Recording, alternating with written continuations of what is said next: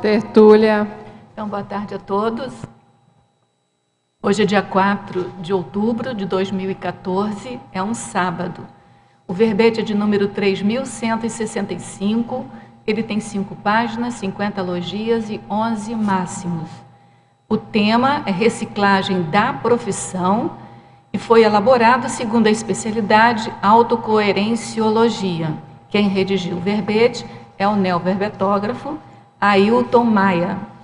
Ailton Maia, ele é brasileiro, natural do Rio de Janeiro, capital, graduado em administração, especialista em executivo em saúde, através do MBA da FGV, mestre em gestão dos serviços de saúde, através da ISCTE, é isso mesmo?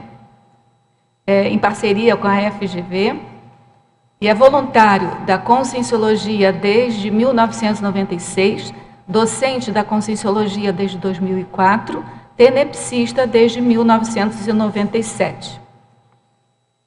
A reciclagem da profissão é a substituição para melhor da carreira profissional da Consciem, homem ou mulher, objetivando a priorização de novos desafios mais coerentes com a própria realidade consciencial vivenciada.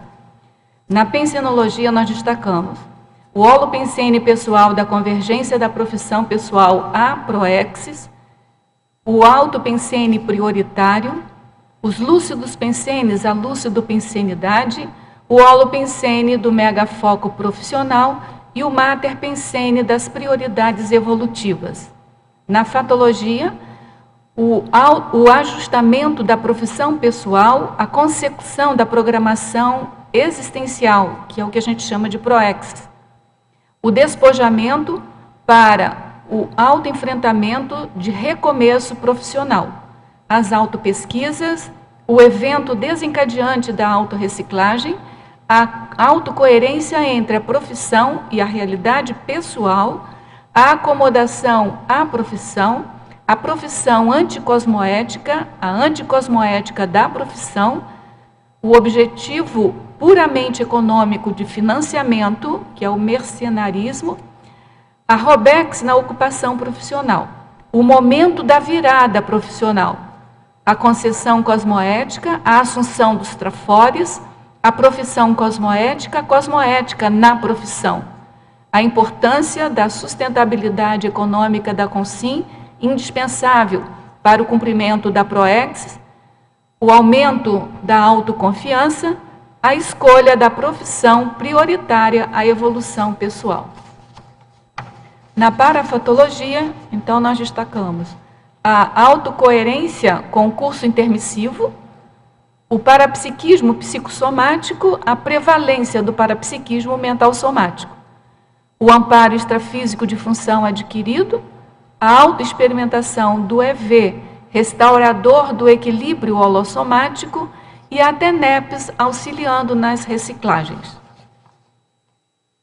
Na argumentologia, nós chamamos aqui a atenção do parágrafo autorreeducaciologia, que segundo a autorressexologia, o verbetógrafo lista 9 atitudes prescritas à Consciem, interessada na reciclagem voluntária da profissão.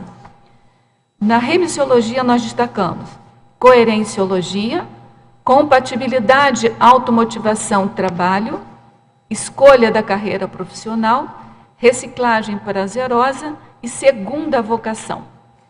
A reciclagem voluntária da profissão oportuniza a autoexperimentação autêntica dos atributos intraconscienciais, ampliando a carga horária diária de atuação interassistencial profícua.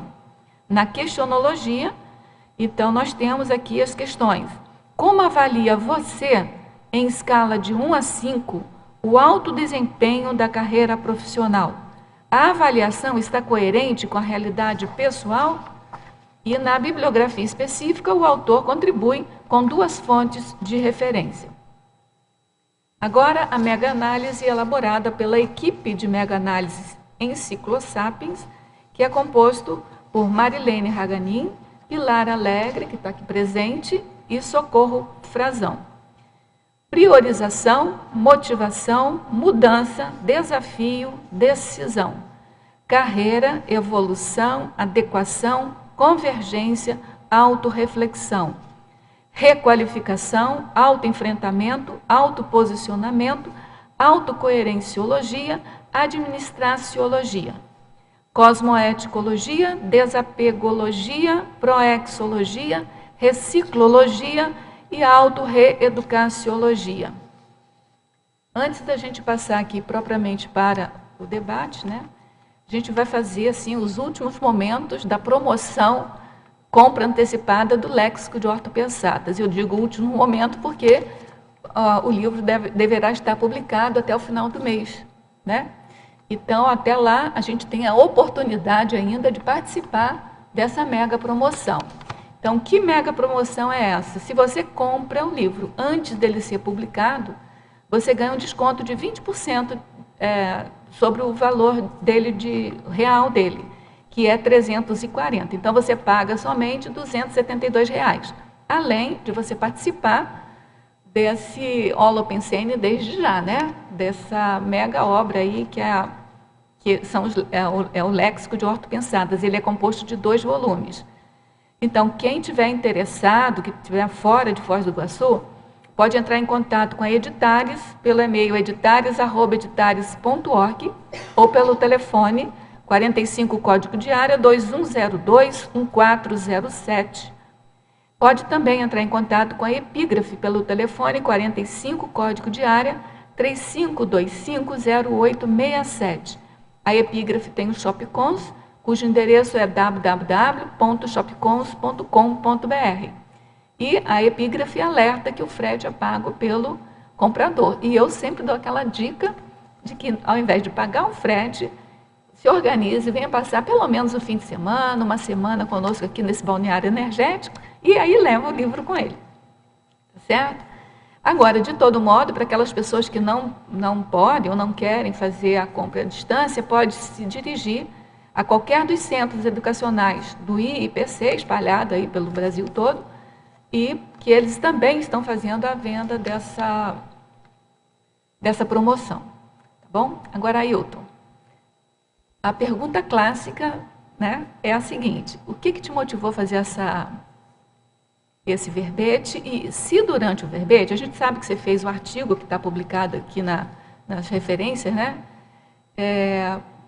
Mas, assim, o que te motivou a fazer o verbete? E, durante o verbete, se alguma coisa, caiu alguma ficha, o que modificou, o que foi, teve alguma importância específica, já que você já tinha feito o artigo, como é que foi para você esse início? Bom, o início, realmente, eu já tinha feito aí esse artigo, né, que também surgiu depois de um curso no SCP-1, em 2009, era um curso de extensão de Conscienciologia e Projeciologia 1, é um curso de aprofundamento holossomático, onde traz aí a oportunidade para o aluno uma reflexão sobre como é que anda a vida dele, enfim, como é que estão os veículos de manifestação atuando em pró da autoevolução. E aí, durante esse curso, eu já tinha tinha tido uma autovivência sobre o processo de reciclagem da profissão, e dentro desse curso, os professores colocavam aí uma coisa: nossa, mas tem alguma coisa ainda errada aí, como é que está a sua vida, a sua família, você vive bem com a sua dupla evolutiva? E aquilo me incomodando, eu ainda não sabia bem o que é. Aí, numa das dinâmicas do curso, eu estava lá na frente apresentando alguma coisa, e aquilo veio assim rápido, em bloco, e o pessoal me cutucando lá para eu saber, para tentar me ajudar a refletir melhor. Uhum. E aí, nesse momento, veio assim: eu ainda não escrevi. Eu falei alto e claro, e aí todo mundo ficou calado, olhando, né, espantado, e ficou bem nítido que realmente faltava estar aí retribuindo, né, e estar registrando todo esse processo. A partir dali, eu passei a pensar nisso, mas ficou só a nível de ideias, né, não foi nada efetivado nem colocado em prática, e recebi um e-mail convite de uma pessoa lá do Rio de Janeiro, para ajudar, já que teria um congresso de autopesquisologia, um congresso internacional em 2010, e nós estávamos precisando de títulos, de trabalhos para esse congresso. Aí aquele e-mail realmente me pegou forte ali, pegou bem no... Eu falei, bom, vou escrever. Foi sincrônico, né? Foi sincrônico, né? Eu vou escrever. Escrevi e mandei lá um esboço do que seria o artigo. E realmente foi aprovado lá e me convidaram para participar do congresso. Eu desenvolvi o artigo com a ajuda aí do pessoal da revisão, que foi publicado na revista Consciência. A partir dali, apresentei no congresso, virei a página. Falei, bom, assunto encerrado, vida que segue. Só que não foi bem assim. Eu já tinha apresentado em seminário de pesquisa, dentro do IPC, aonde eu chegava, aonde eu parava. E aí, me explica aí, como é que... Pô, minha profissão está assim, eu não sei se eu preciso mudar, se eu não preciso, mas você vai escrever mais sobre isso, né? Você não vai fazer um curso, você não vai fazer nada mais sobre isso daí. E realmente não deu muito assim para... E aí veio a história de verbete, né? No começo, obviamente, isso não é para mim, não vou escrever verbete, esse negócio é complicado, né? Demorei um tempo com isso, até que realmente eu comecei a levar mais a sério, a partir do momento que eu passei também a ouvir os verbetes, aproveitando ali o trânsito no Rio de Janeiro, eu passei a escutar os verbetes aí de uns 4 anos para cá, e então todo dia útil eu escuto um verbete. Isso é um aproveitamento de tempo. E aí eu falei, bom, vou escrever um verbete. Mandei o título em poucos dias, eu digo poucos mesmo, em 4 ou 5 dias, já me deram um retorno aprovando. Falei, olha, tem muita sincronicidade nisso. Não dá para se omitir em relação aos fatos, né? Aí começou a história de uma programação, de uma auto-organização para escrever o verbete. Organização de agenda, organização de conhecimento técnico, que é a questão do verbetografia, a distância, e aí todo um reagendamento de tempo para poder se dedicar, porque não adianta, vamos escrever lá e o curso vai escrever o verbete. Não, não é isso. Então você tem que dar uma ajeitada na tua vida e realmente priorizar aquilo que você está fazendo. Então, a partir daí, eu comecei a fazer, me inscrevi lá primeiro eu tentei, vou escrever sozinho, aí li o manual, olhei a chapa, falei, não. Quando veio a oportunidade do EAD, eu entrei, e realmente o amparo é muito grande, eu estava realmente predisposto, as sincronicidades foram bem aproveitadas, e em 3 meses eu estava com o verbete pronto. Aquele anúncio que você faz na tertúlia aqui, não é propaganda, é realidade mesmo. No final do verbete, o verbete está pronto. Mas também não é propaganda dizer, né? Que vai depender se o participante toda semana participar mandando. E você foi exemplar nisso. Quando você faltou, acho que você faltou 1 ou 2, ele estava aqui, né? Então, ele imediatamente, no seguinte, ele mandou todas as tarefas anteriores. Então, isso é importante também. É um momento que a gente está predisposto a dormir um pouco menos, a preparar a vida em relação a isso. Passar os fins de semana aí dedicado. Pelo que eu estou vendo, você está fazendo uma outra reciclagem de profissão, que está virando um autor, né? Agora vem um livro, vem... Vida que segue, né? Está fazendo o curso, né? Que eu estou sabendo. Tem mais verbetes? Tem mais verbetes. Não, pega o microfone. Sem microfone a gente não deixa falar.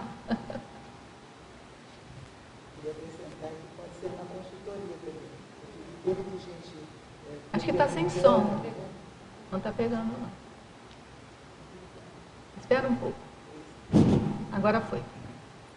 Eu queria só acrescentar que você poderia abrir consultoria, desde que tanta gente assim perguntando, mas como que foi esse processo? Como é que eu faço? Estou com problemas, eu quero sair dessa, como é que eu vou fazer? Quais os passos que eu tenho que dar?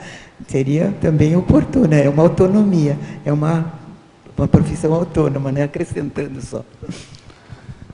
Realmente é um aproveitamento, mas reciclar a profissão também não é panaceia, né? A pessoa vai fazer aí reciclagem de profissão, mudar de carreira profissional a qualquer hora, a todo momento, tem todo um contexto, tem todo aí um planejamento, tem toda uma história, e principalmente pela especialidade da autocoerenciologia, né?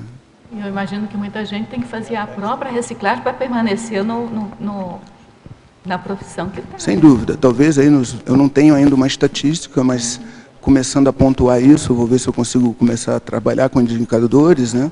Principalmente criando curso e tudo mais, tendo essa oportunidade, para saber, de repente, na maioria das vezes, a pessoa precisa fazer uma reciclagem dentro da profissão dela, dentro da carreira profissional dela mesma, né? Então, vamos às primeiras perguntas aqui dos teletertulianos.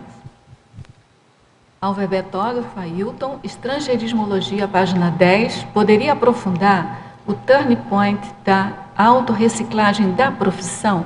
O que ocorre neste ponto de viragem decisivo? Bom, são dois pontos distintos, né? Vamos primeiro falar do ponto decisório. Então, o ponto decisório, o que ocorre aí na verdade, como é que fica aquilo ali, no meu caso pessoal? Aquela questão da própria pensenidade. Então, aquela confusão mental que eu vou trazer aí por analogia para a pessoa jovem lá que está querendo escolher o emprego. Então, enquanto ela não escolhe, ela não precisa se posicionar em nada, porque ela pode ser tudo. Então, já que eu posso ser tudo, para que eu vou me posicionar em alguma coisa, né? Isso vai me trazer muita responsabilidade, porque eu já não posso mais ser, eu já vou afastar outras possibilidades. Então, esse turning point é quando você realmente senta, faz um contrato. No meu caso, isso partiu num laboratório de autopesquisa, foi aqui no CIAEC, laboratório de ProEx. Eu entrei no laboratório, sentei, trabalhei as energias, e aí fiz aquela pergunta clássica: qual é a minha ProEx? E fiquei uns 20 minutos num silêncio absoluto, nada aconteceu. Não aconteceu mesmo, não. Aí eu modifiquei a pergunta: qual deve ter sido a base do meu curso intermissivo? Aí eu comecei a escrever. Aí eu escrevi, saí de lá com um contrato pessoal de 6 páginas, assinado, datado, com compromissos, com tudo mais. Eu entrei no laboratório, porque eu estava quase me inscrevendo para fazer um curso de psicologia no Rio. E aí fui fazer o laboratório, meio despreocupado, só para dar uma programada. Só para confirmar, né? Só para confirmar. E saí de lá pronto para me inscrever num curso de administração. Com contrato assinado, datado, projeto mínimo de 5 anos, tudo com os pormenores ali, bem relacionados. Com porquê, com para quê. Porque, do ponto de vista grupo kármico, ali, mas um grupo mais nuclear, para a interprisão, a psicologia, naquele momento, não ia me trazer nenhum benefício a curto prazo.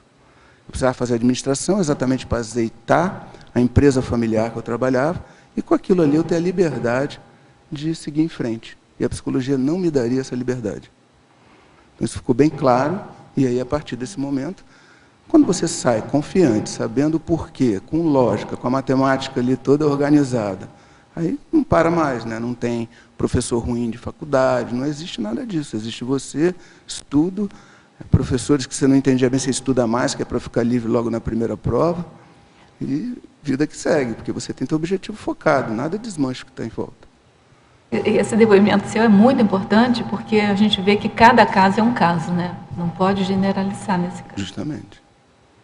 A segunda pergunta, Fatologia, página 10, final da primeira linha. Como fazer o ajustamento da profissão pessoal à consecução da programação existencial, a ProEx? Fatologia, qual é o final da primeira linha? Página 10, okay. Final da primeira linha. Como fazer? Como fazer o ajustamento da profissão pessoal à consecução da programação existencial. Pois é, aí a gente entra na especialidade do tema, que é a autocoerenciologia. Como é que faz esse ajustamento? Normalmente, no meu caso, a gente entra como no IPC, começa a estudar, ou qualquer instituição conscienciocêntrica, você começa a estudar, começa a ter acesso a informações da conscienciologia, e é normal que a gente comece a recuperar unidades de consciência, ou seja, começar a recuperar a nossa realidade consciencial. Aquelas perguntas clássicas, né? O que eu vim fazer aqui? Isso aqui está coerente com o que eu vou fazer? Não está. E isso vai pegando dentro da tua classificação. No meu caso, eu detectei que tem um Megatrafor, que é a postura assistencial. Veja que eu não falei em assistencialidade, eu não qualifiquei isso. Eu falei em postura, atitude de assistir. Isso não tem qualidade ainda. Né? Então, como eu detectei esse trafor, atitude, vontade de ajudar, ponto. Né? E ajudava mesmo, mas isso aí ainda não tem qualidade. E aí você vai desenvolvendo isso, vai buscando qualidade, e é comum a gente entrar é fácil identificar isso. Chegava na profissão, eu também era dono, era proprietário da empresa que eu trabalhava. Então, vamos mudar tudo aqui, todo mundo, fica tudo certo, fica mais fácil eu fazer minhas reciclagens. Né? Imagina, se todo mundo recicla em volta, fica muito mais fácil de eu não errar mais. Né? E é assim que começa, a gente começa a querer mudar os outros. Muda o que está fora, muda o que está ali, muda o que está acolá, né? E não faz o movimento para dentro. A gente não faz a reciclagem para dentro da gente. A reciclagem é intraconsciencial, a gente fica ali afastado. Vamos mudar o ambiente, botar ele parecido com o que a gente se parece, com o que nós queremos. A gente esquece que o processo da afinidade pelos nossos pensamentos, pelos nossos sentimentos, pelas nossas energias, pula essa página, pega o controle remoto, vamos passar adiante. Então, o ajustamento é exatamente isso. Qual é a minha autocoerência? Qual é meus trafores? O que realmente eu ainda posso fazer aqui? O que eu posso ajudar? Tem alguma coisa que eu posso fazer? Essa profissão, ela está coerente com o que meu mater pensene, do ponto de vista, nesse caso aí da assistencialidade, da assistencial, está mais para Tacom, está mais para Tales. O que eu faço aqui? Como é que está o meu dia a dia? Como é que funciona minhas energias? Funciona aqui? Eu vivo em conflito com as pessoas que estão aqui, tentando mudar todo mundo? Até o momento que eu olho no espelho e vejo que quem tem que se mudar sou eu? E não mudar então, as nesse pessoas. momento aqui, ainda não necessariamente a mudança de carreira profissional. Não. Nesse momento aqui, é a primeira tentativa de ajustar você no próprio trabalho, na carreira que você está. É reciclagem pessoal dentro da sua carreira. Eu não sei qual é a minha programação existencial. Não sei o que eu vim fazer aqui. Então, Primeira coisa é essa. simplesmente eu melhoro tudo que eu faço. A gente sabe o que é. Nós sabemos o que são as melhores práticas, o que é estar bem organizado, o que é fazer bem feito. Então, o primeiro passo, quando eu não tenho o meu com recuperado daquilo que eu vim fazer aqui, é melhorar tudo que eu faço. É a primeira parte. Então, melhorei tudo que eu faço. E as outras informações, elas começam a chegar, passo a passo. E aí, né, tem o tal fato orientador, que aí vai poder te... Vai começar a vir amparo, né? Porque você começa a trabalhar melhor, você começa a mobilizar suas energias de uma forma... Tua pensanidade já fica um pouco mais saudável, você já começa... Só em pensar em melhores práticas, eu falo às vezes muito isso no meu trabalho, né, quando a gente está treinando gestores, não sei o que fazer, não tem nada no manual. Pensa nas melhores práticas, o que vai dar segurança e confiança para você e para todo mundo que está em volta. A tendência de você acertar já ficou maior. Então, é partindo desse ponto. Em fatologia, página 10, sexta linha. Como reverter a falta de preparo na atividade profissional tão comum na informalidade existente no Brasil em crise econômica? Bom, a falta de preparo, óbvio, pela lógica matemática, a gente só pode reverter com preparo. E aí o preparo, ele tem instituições que fazem isso, na questão da informalidade, você tem o SEBRAE, você tem... A questão é que não dá para você gerir ou abrir uma empresa, ou traçar um empreendedorismo de uma forma impulsiva, sem um planejamento, sem um detalhamento daquilo que você quer fazer, sem um objetivo de onde você quer chegar. E hoje tem caminhos, os caminhos têm custo zero, tem caminho à distância. Se você entrar no site do SEBRAE, você vai ver isso, está falando do processo da informalidade, que é a questão do trabalho informal. Né? E tem pessoas que também já vão chegando a isso por próprio empirismo, né, por experiência. A pessoa chega ao marketing lá, vendendo produtos na rua, se comunicando, enfim. Ela acaba chegando a conceitos de administração por elas mesmas. Mas isso aí é um trabalho que depende não só de quem está reciclando a profissão, quem está mudando, quem está pensando em mudar, não mudar por mudar, fazer todo um planejamento. Esse é um dos objetivos desse verbete existir. Né? A pessoa não sai por aí mudando de profissão, nem sai largando o que tem para buscar o que não tem, sem saber o que está fazendo, sem estar desenhando os pormenores, não só do ponto de vista intrafísico, mas do ponto de vista multidimensional, extrafísico também. Né?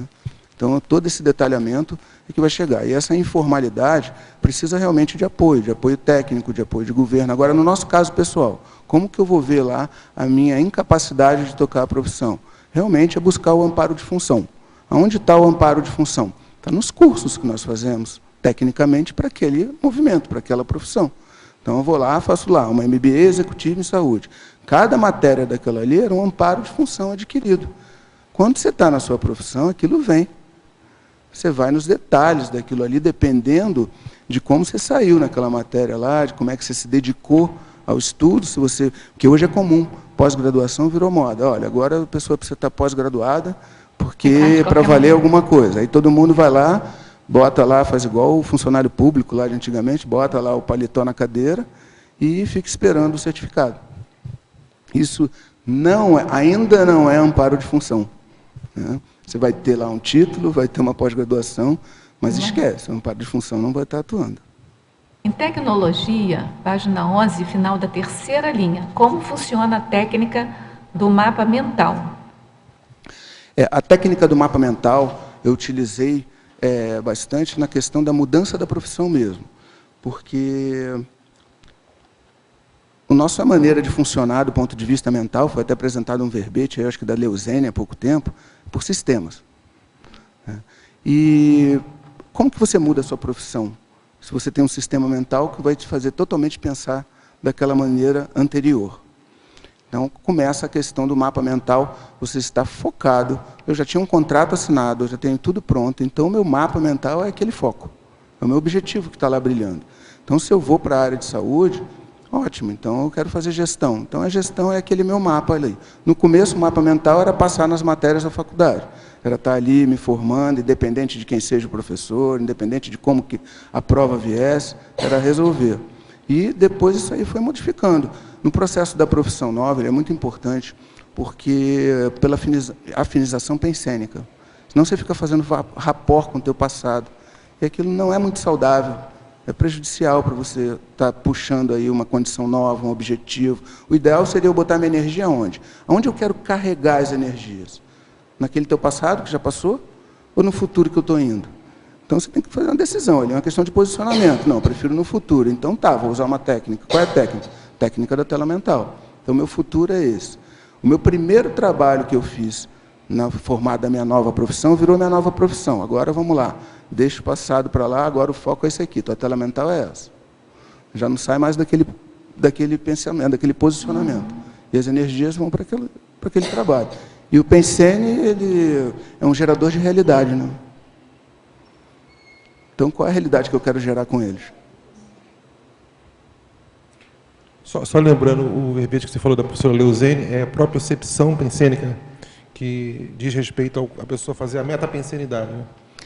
O que ela coloca é que, até fazendo a evocação do paradigma consciencial, né, que fica difícil a gente pensar fora do sistema, porque a gente aprende com tudo que é montado. É como se fosse uma bolha, né?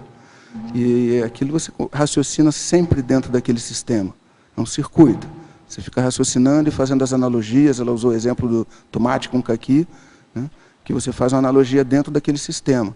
Então, é exatamente pensar fora desse sistema, é trazer o paracérebro, trazer a consciencialidade para dentro aí do lateropensênio.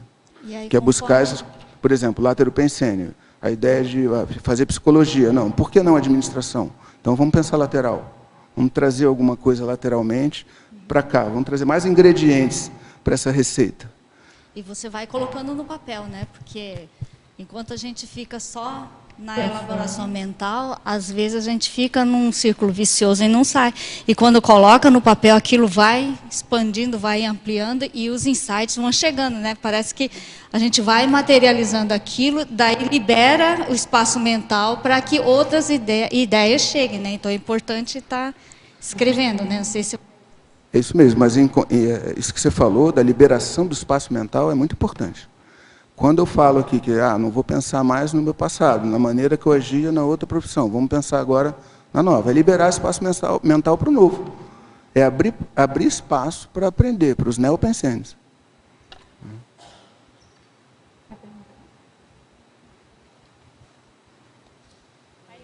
Ailton, na página 10, fatologia, na sexta linha, de baixo para cima, você já falou um pouco de planejamento, mas eu queria que você expandisse um pouco mais o planejamento financeiro, sustentando as reciclagens e os custos do novo aprendizado. Como é que foi isso? Como você fez? Pois é, eu fiquei 20 meses sem trabalhar. Pagando MBA, pagando mestrado, fazendo viagem internacional. Então, tem um planejamento financeiro, é isso que precisa também ficar bem claro. E, às vezes, eu já vi até em cursos aqui da Conscienciologia, o pessoal falar em 1 ano. Eu estou falando em 20 meses. Eu ainda colocaria mais um, né? porque 21 dias aí para a gente mudar alguma coisa, então vamos botar 21 meses aí para você mudar a profissão. O meu foi em 20 meses, mas 20 meses depois eu já estava trabalhando, estava empregado na nova profissão e já atuando aí, já num nível razoável. Mas 20 meses de sustentação, de sustento econômico-financeiro, e entrando nesse planejamento, inclusive a entrada do amparo de função, os cursos, a formação, é o mínimo. É o mínimo, para mim é o mínimo. Se perguntasse quanto tempo, eu ia falar, 20 meses. Ailton, eu estou vendo aqui na parafatologia, na página 11, na primeira linha, você fala assim, eu não sei se você já falou, porque eu cheguei um pouquinho atrasada. A autocoerência com o curso intermissivo. Aí eu fiquei pensando assim, você está lá no curso intermissivo, você já tem uma programação. Lógico que isso envolve a profissão. Aí, no meio do caminho, você muda. Para quem não tem nenhum conhecimento assim da Conscienciologia, ou mesmo assim de múltiplas vidas, muda e pronto, né? Vai em frente. Mas quem, no nosso caso, assim, com o conhecimento da Conscienciologia, como é que fica isso? Porque pode surgir aquela dúvida, será que eu programei para ser aquilo que eu abandonei? Como é que é isso? Porque existe, eu acredito que na sua autopesquisa aí, quando você tomou essa decisão, você sabia que era o certo, né? Mas existe também a questão da dúvida. E como é que é? Tem um caminho? Tem um insight?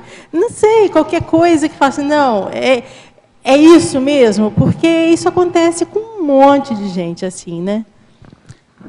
Foi ótimo, Ele está fazendo assim, ó. Não mas eu não tinha certeza do caminho, não. Tá? Nada apareceu em neon, eu não vi ninguém materializado na minha frente falando com a seta apontando assim, igual estão as lâmpadas de emergência ali, ó, por ali, saída por ali. Não tem. Não tem, o parapsiquismo ele é realmente tateado, aí a gente precisa estar bem focado. Agora, em relação ao curso intermissivo e ao trabalho, por exemplo, como é que eu estou em relação ao meu trabalho? Eu estou sobrando ou eu estou faltando? Tem mais alguma competência que eu posso desenvolver? Eu já dominei todo o processo. Eu cheguei a um ponto lá no meu trabalho que se eu ficasse lá 4 horas por dia, já estava tudo certo. Já dava conta. Isso não pode diz no primeiro trabalho. Primeiro trabalho. Hoje, se eu ficar 16, ainda fica puxado. Se ficar lá 24 horas, ainda dá tempo de fazer mais. Mas no primeiro trabalho era assim. Então, estava sobrando. Esgotou, é isso? Esgotou a possibilidade de fazer mais. Estava sobrando. Isso traz problemas, começa a te trazer problemas. E aí a questão do curso intermissivo que você colocou, por exemplo, eu não tinha o curso intermissivo. Quando eu perguntei aqui no laboratório de ProEx qual as bases do meu curso intermissivo, a única coisa que eu soube é que a formação era de uma turma de inventivos, de segundo escalão. Turma de quê? Inventivos. Inventivos. Foi a única informação, assim. Quer dizer, quem se adapta aí, quem consegue se virar aí no meio das situações da intrafisicalidade. E aí a questão desse mater pensene, a questão da postura assistencial foi muito importante. Detectar isso, trabalhar com assistencialidade, eu já fazia algumas TACONs, distribuir algumas coisas na rua, enfim. E qualificar e descobrir que, não é isso. Não é isso. Foi assim. E tinha esse berço também do meu pai. Essa empresa era dele, né? Foi herdada, ele dessomou cedo. Eu era o mais novo, que nunca quis nada com aquela empresa. Mas não teve jeito.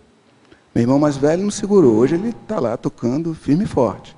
Mas no começo ele não segurava.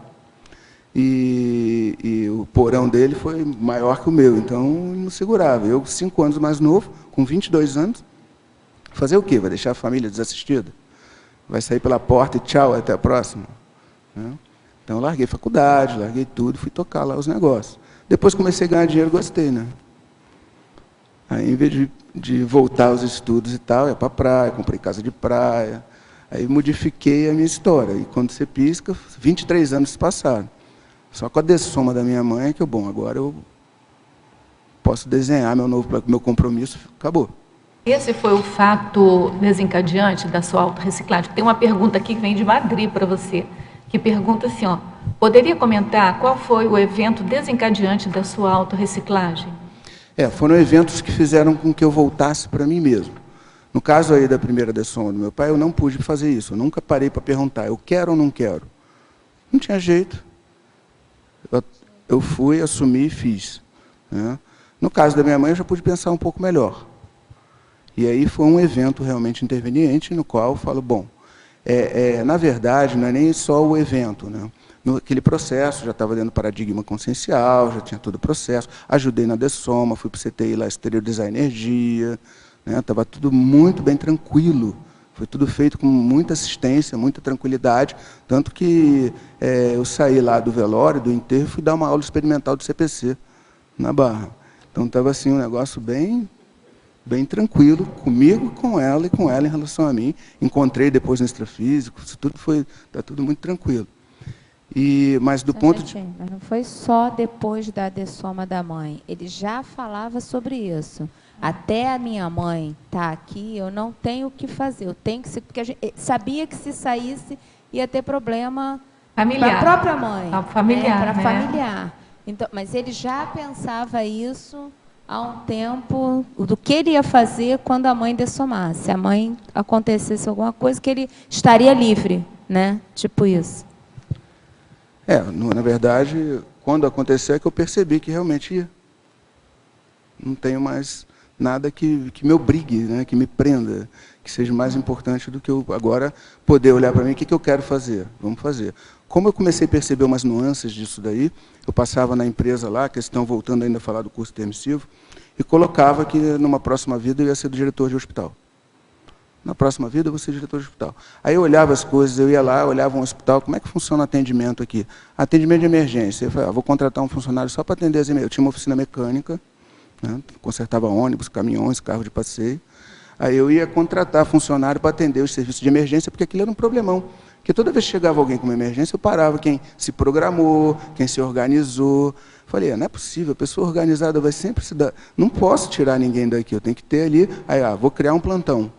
Aí comecei a criar o ambulatório, botei um quadro enorme lá e marcava os veículos todos e tal. E eu fazia realmente essa relação mental. Entendi. Você, na sua oficina mecânica, você criou a estrutura de um hospital, com emergência, com ambulatório. Aí, quando eu começava a falar nisso, começou a dar problema com o meu sócio, né? Ele falou, pô, você está ficando... E realmente era um modelo de gestão que dava muito certo, né? Porque organizava os processos todos. E aí eu falava isso, e uma das coisas que me veio quando eu terminei a faculdade de administração e como fui realmente me dedicar a me especializar na área de gestão de saúde, isso vinha em eco na minha cabeça todas as vezes. Eu fui lembrando a cada dia que eu repetia isso. Então, assim, você tirou alguma conclusão sobre o seu curso intermissivo a partir daí? A partir daí mais ou menos assim, dá uma inspiraçãozinha assim, na gente de achar que você trabalhou, não sei no curso intermissivo preparando, mas pelo menos em outra vida você foi da área, Outras né? das coisas é a questão da prevenção. A prevenção sempre foi muito forte na minha cabeça. Para você? Para mim sempre foi muito forte. Isso já me livrou de vários problemas, de eu estar quase dormindo no carona de um carro com outra pessoa dirigindo. Eu falei, não vou dormir não. E daqui a pouco o cara dormir e eu segurar o volante. Então, eu sempre realmente vim já com esse DNA, que tem, acho que na página 191 do Homo sapiens reurbanizados. É o para-DNA, então. O para-DNA, né? Veio da paragenética mesmo, veio do curso intermissivo. Por quê? Porque, obviamente, já dessomei em outras vidas por falta desse detalhe. Então, vamos desenvolver isso nessa, para que isso não ocorra novamente. Então, isso é muito forte. E no meu trabalho isso não tinha eco. No hospital tem. Então já tem uma lógica aí que eu já posso unir duas pontas, né? Lá a gente fala em prevenção. Isso aqui é melhor a gente prevenir. Porque não acha que eu vou mudar de oficina para o hospital e que a gestão é diferente. Não é. As pessoas deixam tudo para a última hora, todo mundo continua sendo impulsivo, não jogam as coisas psicossomáticas, ninguém joga para o mental soma, não avalia com muita antecedência. Então fica aquele corre-corre de última hora, né? E esse é um dos trabalhos que eu faço até reverter isso. Então, Ailton, podemos dizer que além da atitude interassistencial que você assume, pouca gente assume para fora, ele assumiu aqui, né? Você vai ter que assumir também o traço de hiperacuidade, ou vigilância maior, a lucidez maior, em meio aos obnubilados. Você reconhece isso?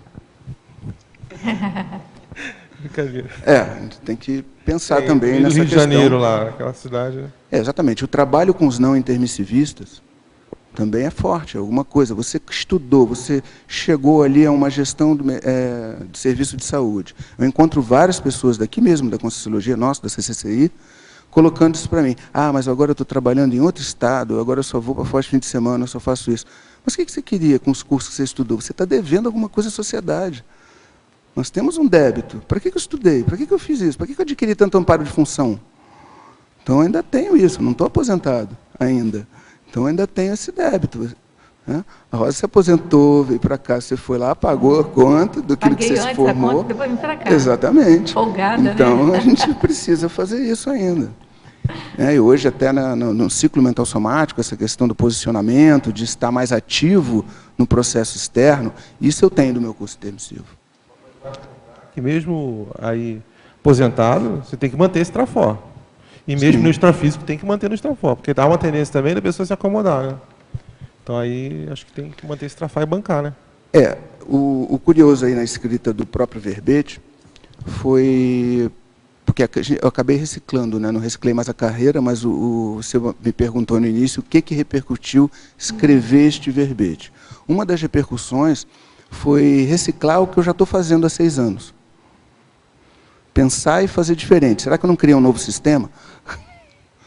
Como que eu atualizo isso? 6 anos já precisa de atualização. Como que eu atualizo isso? Nessa profissão no que dia você já dia. reciclou, né? Na Profissão reciclada, né? Como superintendente do hospital. Precisa de reciclar a reciclagem. Reciclar a reciclagem. Vamos lá, reciclagem em cima da reciclagem. Então, como é que é isso daí? Então, antes eu fazia um trabalho, eu treinava equipes, eu sempre tenho um trabalho aí docente dentro do meu trabalho. E eu criei aí a capacitação dos gestores. E toda semana eu entro com um tema e a gente reúne os gestores do hospital e eu faço a capacitação. Então, isso é respondendo a pergunta dele das pessoas que não têm...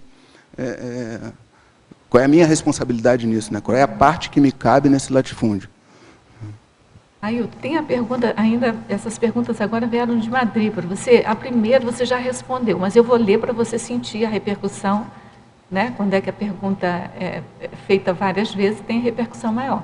E aí também você pode dar uma síntese para ela, porque ela pode ter entrado depois também de você ter respondido. Ela pergunta, na fatologia, página 10, primeira linha, poderia explicar quais foram os critérios utilizados para se fazer o ajustamento da profissão pessoal, a consecução da programação existencial? O critério prioritário é a sensação de utilidade. Como que estava a minha sensação de utilidade na minha profissão atual? Como que eu atuo ali? Como é que está? Eu estou sendo útil? Se eu sair daquele local, como é que ficam aquelas pessoas que lá estão? Funciona isso? Não funciona? É a mesma técnica que eu uso até mesmo para voluntariado, para saber a hora de mudar de setor, a hora de deixar um trabalho que você está atuando. Como é que eu ajusto isso? Pela minha sensação de utilidade. Será que você já não está... o limite da assistência é a mordomia. O limite da assistência é a mordomia. Então, será que eu já não estou patrocinando mordomia para as pessoas que aqui estão? Será que eu já não passei desse limite da assistência? Então, isso aí é um ponto aí que dá para ajustar. Então, esse questionamento. Tudo bem? Bem. Então, fatologia, ela pergunta na página 10, final da 4ª linha. Poderia falar da autoconsciência do predomínio dos trafares? Quando você faz um estudo conscienciométrico, fazendo aí um autoenfrentamento, vou olhar pelo menos, né? Vou ter autoconsciência, vou tomar quais são os meus trafares. Porque não é só isso, estou sobrando aqui, já tenho senso de utilidade pouco, vou sair. Não, eu tenho um comprometimento com aquilo dali. Qual é meu medo? Por que eu não quero sair? Quando que eu vou deixar de ser cabeça de sardinha para, de repente, ser rabo de baleia? Mudar o grupo. Então, é nesse ponto. Qual é o meu trafar que me prende aqui? No meu caso, era a questão até da pensenidade. Era uma pensenidade do ponto de vista pensar pelo pior. Isso era uma coisa que me mantinha preso àquele grupo, a um grupo de trabalho, ou a um grupo, até um grupo kármico mesmo, um grupo nuclear, que você chega às vezes para assistir, e se eu não estiver atuando do ponto de vista ortopensênico, do ponto de vista assistencial, eu não estou ali assistindo, eu sou só mais um, eu sou um cúmplice, eu sou parte daquele cenário. Né? Quando você detecta aqueles trafores, você modifica a maneira de você trabalhar com aquilo dali. Então, a identificação está dentro desses laços. No meu caso, era pensar tudo pelo negativo. Eu fiz uma pesquisa mesmo, pessoal, eu só apresentei isso num seminário de pesquisa, que foi reeducação traforista. Eu precisei disso. Então, eu peguei os pormenores do processo da reeducação, processo dos trafores, aí fui levantar lá na infância aquele processo, sai daí, que aí é perigoso, ninguém fala, vem para cá, que aqui é mais seguro. A gente sempre leva pela abordagem, e foi nessa pesquisa, que foi até num curso de formação para pesquisador, que eu cheguei, eu vi esse rapport instalado, aonde isso me acorrentava. Só essa postura pensênica, o que ela me acorrentava? E não era pouca coisa. Aí, aqui, por favor, na página 11, lá embaixo, antagonismologia, eu queria que naquela folha você falasse do último antagonismo, o antagonismo troca da carreira profissional, reciclagem da profissão. Pode falar mais? Sim. Troca da carreira profissional. E eu já vi, inclusive, na CCCI, eu já trabalhei com inversora, com inversores, que trocaram a carreira profissional, mas não reciclaram. Porque reciclagem, do ponto de vista da Conscienciologia, não é negativo. Eu tive que fazer uma pesquisa bibliográfica para entender isso, porque ficou na dúvida, o tema é neutro, o tema é homeostático, porque reciclar, eu posso reciclar metal para fazer uma arma. Então, nesse ponto de vista, seria neutro. Mas dentro da Conscienciologia, em nenhum desses livros que nós temos publicados, trata a reciclagem como um tema neutro ou nosográfico. Então, é sempre homeostático. É porque fala da autorreciclagem, né? Autorreciclagem. Recicla para melhor. Então, não é. O tema é homeostático. E aí, quando você vê o antagonismo, é que eu posso mudar minha carreira. Eu já vi as pessoas largarem, por exemplo, biologia e sair para psicologia. Ser docente da Conscienciologia, voluntário atuante e nunca mais voltar. Eu acho que vale a pena ressaltar que isso é bem importante, essa pergunta da Fabiana, que pelo conforto da enciclopédia, o antagonismo não precisa ser contraditório, nem uma coisa incompatível. Esse antagonismo é um dos antagonismos assim, que eu gosto de construir, que é por diferença, né? Que é isso que você explicou, quer dizer, a troca de carreira profissional ainda não é a reciclagem. Então, é diferente de você fazer a reciclagem da profissão. Entendeu? Então, parece que é a mesma coisa, mas não é. Então, construir um antagonismo desse jeito, né? Então, não é uma coisa incompatível, não é uma coisa antagônica, no sentido de se uma coisa acontece, a outra não pode acontecer. Simplesmente para mostrar que ainda não é, que é diferente. Agora, pode vir a ser. Né? Pode vir a ser. Sim, A troca de profissão pode chegar a ser uma reciclagem ou não. Né? Pode vir a ser, às vezes, porque o processo da mudança aí de carreira profissional, que envolve o estudo, quando a pessoa vai buscar o amparo de função, o paradigma consciencial tem que estar muito bem fundamentado. Porque o academicismo, e aqui na CCCI tem vários exemplos, pessoas que vieram, né, do academicismo, ele engole mesmo, aquele holopensene engole a pessoa. Então, se a pessoa não estiver firme lá nos propósitos dela, conhecendo as coisas, trabalhando, ela pode estar, depois de estar aqui na Conscienciologia, fazer uma mudança de carreira profissional e ser engolida pelo holopensene. Sim. E aí ela vai mesmo, né? Porque, vai embora.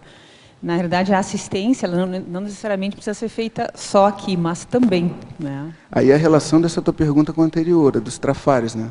Porque aí pega os louros, pega a medalhinha lá do academicismo, e não quer sair mais.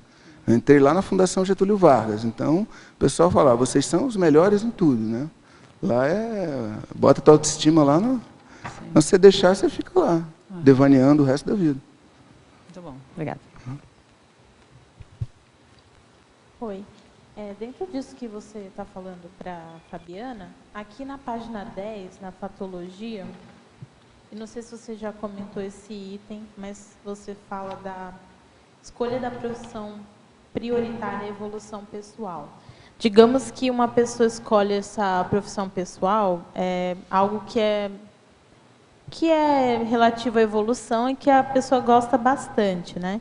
E acaba se envolvendo nesse meio. Então, como que você vê essa dosagem entre, né, escolher uma profissão que a pessoa gosta muito, que é uma coisa evolutiva, sem ser engolida por esse holopensene, ainda trazendo questões da Conscienciologia? As salvaguardas, né? Tem que ter salvaguardas. E tem que ver também as salvaguardas, os ganhos secundários e tudo que envolve esse processo de você estar preso ali. Uma das coisas que pode ajudar nisso daí é avaliar a questão da concessão cosmoética, né? Porque quando você pensa em mudar alguma coisa, vem um turbilhão de coisas na cabeça, né? E tudo às vezes vem os pensenes que travam. Por exemplo, eu tive de tomar várias decisões. Uma delas foi, o que eu vou fazer com a empresa? E aí vinha, mas o que eu vou fazer com isso? Eu vou vender? Meu irmão vai querer comprar, ele já é meu sócio, já está lá. Para que ele vai? Como é que ele vai assumir um compromisso desse? Isso e aquilo, e vê aquilo. Mas aquilo rodou e virou um monoideísmo, né? Ocupou meu espaço mental e ficava rodando. Aí um dia tinha acabado de fazer a TENEPS lá e voltou essa história de novo na minha cabeça. Aí veio um insight assim, por que você não dá a empresa? Pensei no lateral, né? Por que você não dá a empresa? Fora do sistema.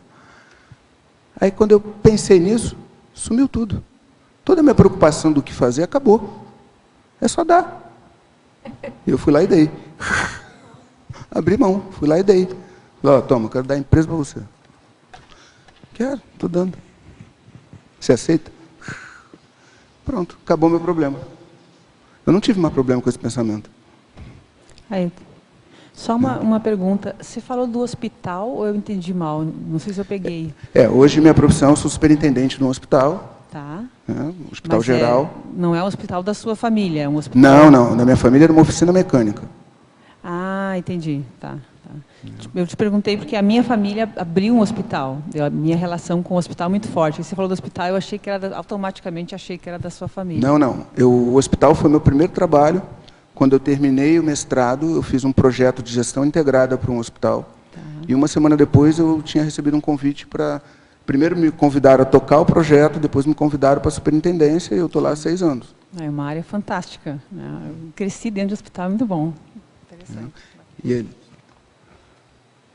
Ailton. Respondi ou... Não, já respondeu. Tem outro antagonismo interessante, que é o primeiro. Antagonismo insatisfação conhecida, / satisfação desconhecida. Eu pensei, né, esse é um dos motivos da neofobia, né? Eu pensar assim, eu estou insatisfeita aqui, mas pelo menos esse eu conheço, né? E daí vai que não dá certo, né? Então a pessoa acaba se acomodando na insatisfação, né? Você poderia ajudar, porventura, alguém que esteja nessa condição? Realmente, eu saí do aqui tá bom, eu não sei o que vai vir pela frente. Porque também a gente não sai impulsivamente. Quando você sai com um planejamento, com um projeto, quer dizer, não tem uma pílula, não tem um remédio, não é uma injeção que você mudou de etapa. Então, é aquele ponto a ponto. Então, aquela insatisfação conhecida, ela está ofuscando a satisfação desconhecida. Uhum. E você tem aí um vácuo também do meio do caminho, que é onde muita gente volta. Sim. Porque tem um momento em que você já não está... Por que eu precisei de 20 meses? Era o tempo que eu precisava... multidimensionalmente, para estar desvinculando minha pensenidade daquele trabalho. Era um processo meu. Entendi. Isso podia ser feito em 2, em 3, em 4, não sei. Mas o meu foram 20. Essa é a minha autoconscienciometria. Foram 20 meses. Então, por exemplo, teve um momento, e eu sabia tudo o que acontecia, exatamente quando acontecia. Tinha uma hora que era um vazio mental.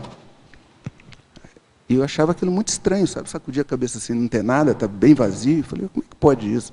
Os pensenes todos vazios. Aí, num determinado momento, eu identifiquei que eu estava no meio do caminho. Eu não estava acoplado com um novo trabalho e nem do outro.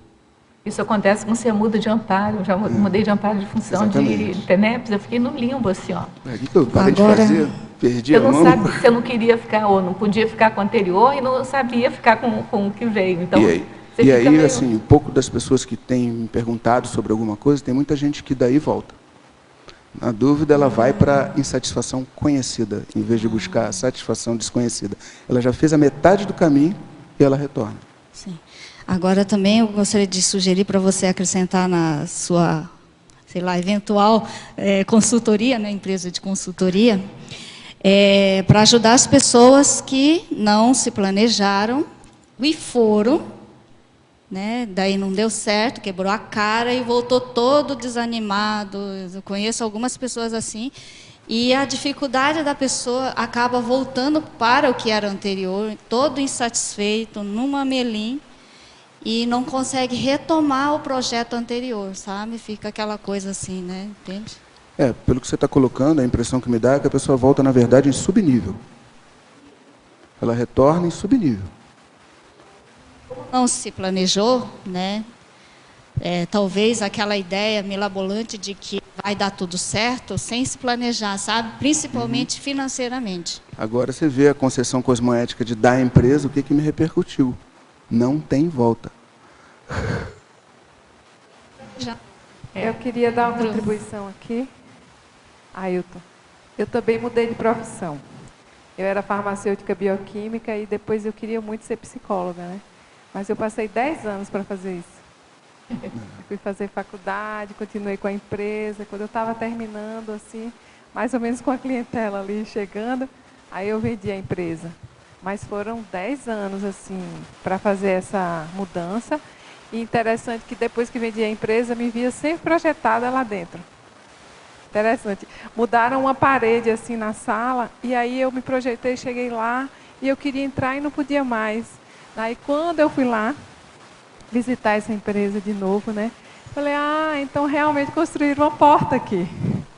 Então, como a gente ainda fica ligado energeticamente àquilo que a gente cuidou tanto tempo, né? Mas esse planejamento é super importante mesmo. E eu não sei no seu caso, né? Mas no meu caso, uma das coisas que me facilitou muito trabalhar no hospital era o meu conhecimento total de manutenção. Manutenção que você me sustentou na minha nova profissão. Que você adquiriu na oficina mecânica, né? Essa acuidade, essa questão preventiva. Então, todo esse processo aqui foi assim, uma das coisas, reduzir custo de um monte de coisa. Então, realmente, me ajudou bastante. Então, a questão do conhecimento, ele não é perdido. Ele é só acrescentado. Eu não sei se você já conseguiu fazer alguma associação da farmácia com a psicologia, mas provável que, em determinados momentos, você consiga juntar os dois amparos ali. As duas profissões mexem com análise, né? Uma era análises clínicas dos fluidos orgânicos, essa outra é a análise do comportamento, do pensamento humano. Então, detalhismo puro, né? Tudo bem, gente? Então, em fatologia, página 10, final da 8ª linha de baixo para cima, poderia desenvolver o momento da viragem profissional? Você falou mais ou menos, mas... Falei. Bom, teve dois, né? Eu já falei anteriormente, aquele momento de pensar em mudar. E aí o momento da viragem mesmo é quando você realmente está atuando na tua nova profissão. Aí você virou de vez. Isso você já passou pela decisão, pelo posicionamento, pela aquisição do amparo de função, e aí entrou em outro processo. E uma das coisas, assim, desse momento que eu vi que modificou muito no meu caso, que melhorou bastante, isso é a reciclagem do ponto de vista positivo, foi a questão parapsíquica. Como eu utilizava o parapsiquismo antes... A próxima pergunta dela é sobre isso, eu vou fazer então, você já adiantou. Em Parafatologia, página 11, segunda linha, poderia dar exemplos sobre sua relação com parapsiquismo psicossomático? Ok. Você já pode qualificar. Então, parapsiquismo psicossomático é aquele que você vai e começa a fazer assistência, de querer mudar tudo que está em volta, se impulsiona. Tem ainda aquele egoísmo embarcado. Vamos mudar tudo aqui, vamos mexer com as coisas aqui, vamos tomar atitudes impulsivas. Você tem o parapsiquismo, você vivencia além da sua psique normal, você consegue captar alguma coisa, você trabalha com as energias, mas aquilo é impulsivo. Um outro teletertuliano faz a mesma pergunta. Eu estou falando isso para você saber o que repercutiu, né? Então, na parafatologia, poderia comentar sobre parapsiquismo psicossomático, mas eu então vou fazer a primeira pergunta dele, que essa você acabou de responder. Ao professor Ailton, Fatologia, página 10, final da 7ª linha de baixo para cima, comentar a profissão cosmoética. Então, vamos lá. Profissão cosmoética. É aquela profissão que você atua com seus trafores, que está beneficiando a todos, que não está trazendo nenhum prejuízo a outrem, não invade o direito alheio, né? Então, nós temos aí algumas profissões conceituadas, professores, médicos, educadores de uma forma geral, são profissões cosmoéticas. Agora, é diferente da cosmoética na profissão. Você vai encontrar médicos anticosmoéticos, você vai encontrar professores anticosmoéticos. Uma coisa não é outra coisa. Uma coisa é a profissão cosmoética, outra coisa é a pessoa cosmoética. É a aplicação da cosmoética da profissão. E isso aí ainda está junto com a outra pergunta, né? Exatamente a mudança desse parapsiquismo psicossomático para um parapsiquismo mental somático. Essas perguntas agora vieram da mesma pessoa lá de Madrid para complementar. Então, a primeira acho que você já respondeu, mas eu vou ler de novo, que você pode complementar. Ao verbetógrafo, Fatologia, página 10, primeira linha, poderia falar qual era a sua profissão que desejou reciclar? Na verdade, eu trabalhava na administração, era gestor de uma empresa, né, uma oficina mecânica, e a reciclagem foi se especializar mesmo. A virada foi estudar, me preparar para ir para a área de saúde. Isso já era uma coisa que eu tinha uma vontade, quando eu vi que existia essa possibilidade, que estaria mais autocoerente com a minha realidade pessoal daquele momento. Então, algumas coisas já andaram na minha vida, do ponto de vista da postura assistencial, buscando aí qualificar mais o processo da assistência. Então, vou fazer uma analogia de uma coisa para outra, do ponto de vista da postura assistencial e do parapsiquismo. Então, às vezes eu estava lá na empresa, aparecia uma pessoa e falava assim, não, vim fazer um orçamento, não sei o quê, tal. Ah, meu irmão dessomou, faleceu, o enterro foi ontem, tal e tal, e ia embora. E às vezes ocorria, hoje, por exemplo, lá no hospital, tem, né, no próprio artigo que está aí na bibliografia do verbete, eu participei, aí, eu verifiquei, eu visualizei extrafisicamente um trabalho onde 250 consciências extrafísicas foram encaminhadas, aproximadamente 250. Então, você vê que em relação quantidade, em relação de vivência, e uma delas estava lá há 180 dias, parou na minha frente, esterilizou as energias e me agradeceu, e falou, eu sei o que você está fazendo aqui.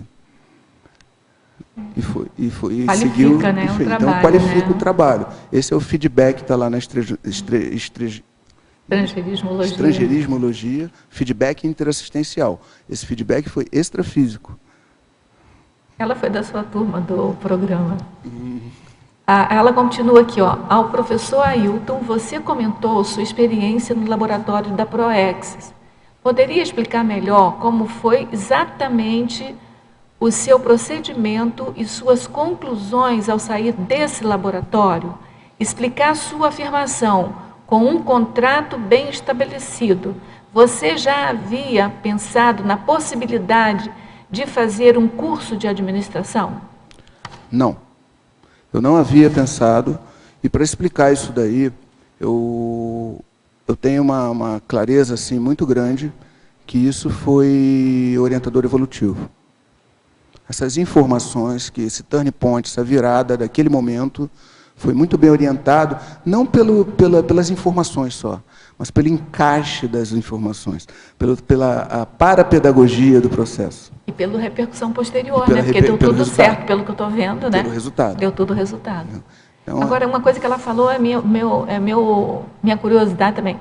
Esse contrato bem esclarecido. Fala para a gente desse contrato. Estabelecido. Estabelecido, né? Estabelecido. Porque aqui está esclarecido, mas é estabelecido. Estabelecido. Fiz um contrato estabelecido, isso também está lá na argumentologia. Esse contrato, por isso que eu falo que é coisa de orientador evolutivo, né? Uma coisa para me dar confiança, para eu ir em frente, usar a determinação, a sustentabilidade. Quando eu comecei a escrever lá no laboratório, eu já comecei escrevendo dentro do meu sistema, né? Programação existencial, foi até bem interessante que eu separei a programação existencial em partes. Família, trabalho, tal. docência conscienciológica, trabalho de energia TENEPS, separei em módulos. E aí o que veio mais energia foi a questão da profissão. E dali eu comecei a puxar alguma coisa. Como eu estava com essa ideia de me matricular na faculdade de psicologia, né, na época o mais perto da minha casa era a UF, isso aí me deixou meio estável, falei, pô, vou para Niterói. Hoje eu trabalho em Niterói. Como é que eu pensava lá? Qual hospital que você trabalha lá? São Sebastião. E no Barreto. Barreto. E antes eu ia fazer a faculdade até na UF. Falei, pô, vou ter que sair da ilha para a UF. Bom, vou dar meu jeito, porque não tinha mais perto na época. Como eu pensava muito dentro do sistema, hoje eu trabalho em Niterói. Quer dizer, A UFRJ não era mais perto para você, na ilha, não? Era, mas aí os horários não batiam, tinha algumas coisas aí que eu estava... Depois tem uma faculdade de psicologia hoje a poucos metros da minha casa. A Estácio hoje está lá perto. Inclusive foi uma das colocações. Depois, se você quiser, você faz. Para eu não dar o contra, né? Por isso que eu falo, foi muito bem encaixado, foi muito bem detalhado. E aí, a partir dali, eu comecei a pensar nessa questão da ProEx, que eu queria pronto. Eu queria ProEx. Eu entrei no laboratório, trabalhei as energias, como eu fazia em qualquer outro, sentava, botava um papel na mesa, hora ia deitava, hora ficava sentado, nem se eu estava sentado, quero escrever sobre ProEx. E nada veio, obviamente, ninguém falou nada. Quando eu comecei a pensar, a partir do curso intermissivo, aí deu um outro caminho, um outro rumo para as percepções e as parapercepções. Mas isso tem lógica, porque você faz o planejamento da sua ProEx no curso intermissivo, né? Então tem uma lógica. Tem uma lógica também da intencionalidade, né? Eu quero minha ProEx. Dá para você dizer qual é a minha ProEx? Né? Não, vem cá. Qual é o trabalho que eu tenho que fazer a partir do meu curso intermissivo para que eu possa estar andando na minha ProEx? Então mudei o foco todo da ideia. Isso é a identificação dos trafários. Aí, ó, já achei um aqui. Queria tudo pronto. Então foi a partir daí que eu fiz realmente, está escrito, foi colocado, né, eu fui colocando os pontos, e no final eu fiz um autocompromisso, aí já era meu mesmo, pessoal. Depois, com aquelas informações de mão, eu já comecei a pensar, tá, mas eu vou sair daqui com isso. O que falta? Falta um autocompromisso disso daqui. Então, peraí. Aí peguei mais uma folha e fui fazendo o meu autocompromisso. O que eu ia fazer nos próximos 5 anos em relação a essas informações, como é que eu ia me posicionar. Aí eu coloquei, como era administração, já sabia onde eu ia, qual era a faculdade que eu ia procurar, já procurei alguma coisa perto de casa, saí com isso tudo já desenhado daqui. Por isso que eu, no final, só datei, assinei, chancelei. As cláusulas já estavam lá. Se ela precisar de mais algum esclarecimento, ela vai mandar uma outra pergunta, a gente vai passar agora para... Tem 3 perguntas. Ailton, na página 11, em voluntariologia, você fala o voluntariado na conscienciologia sustentando as autorreciclagens.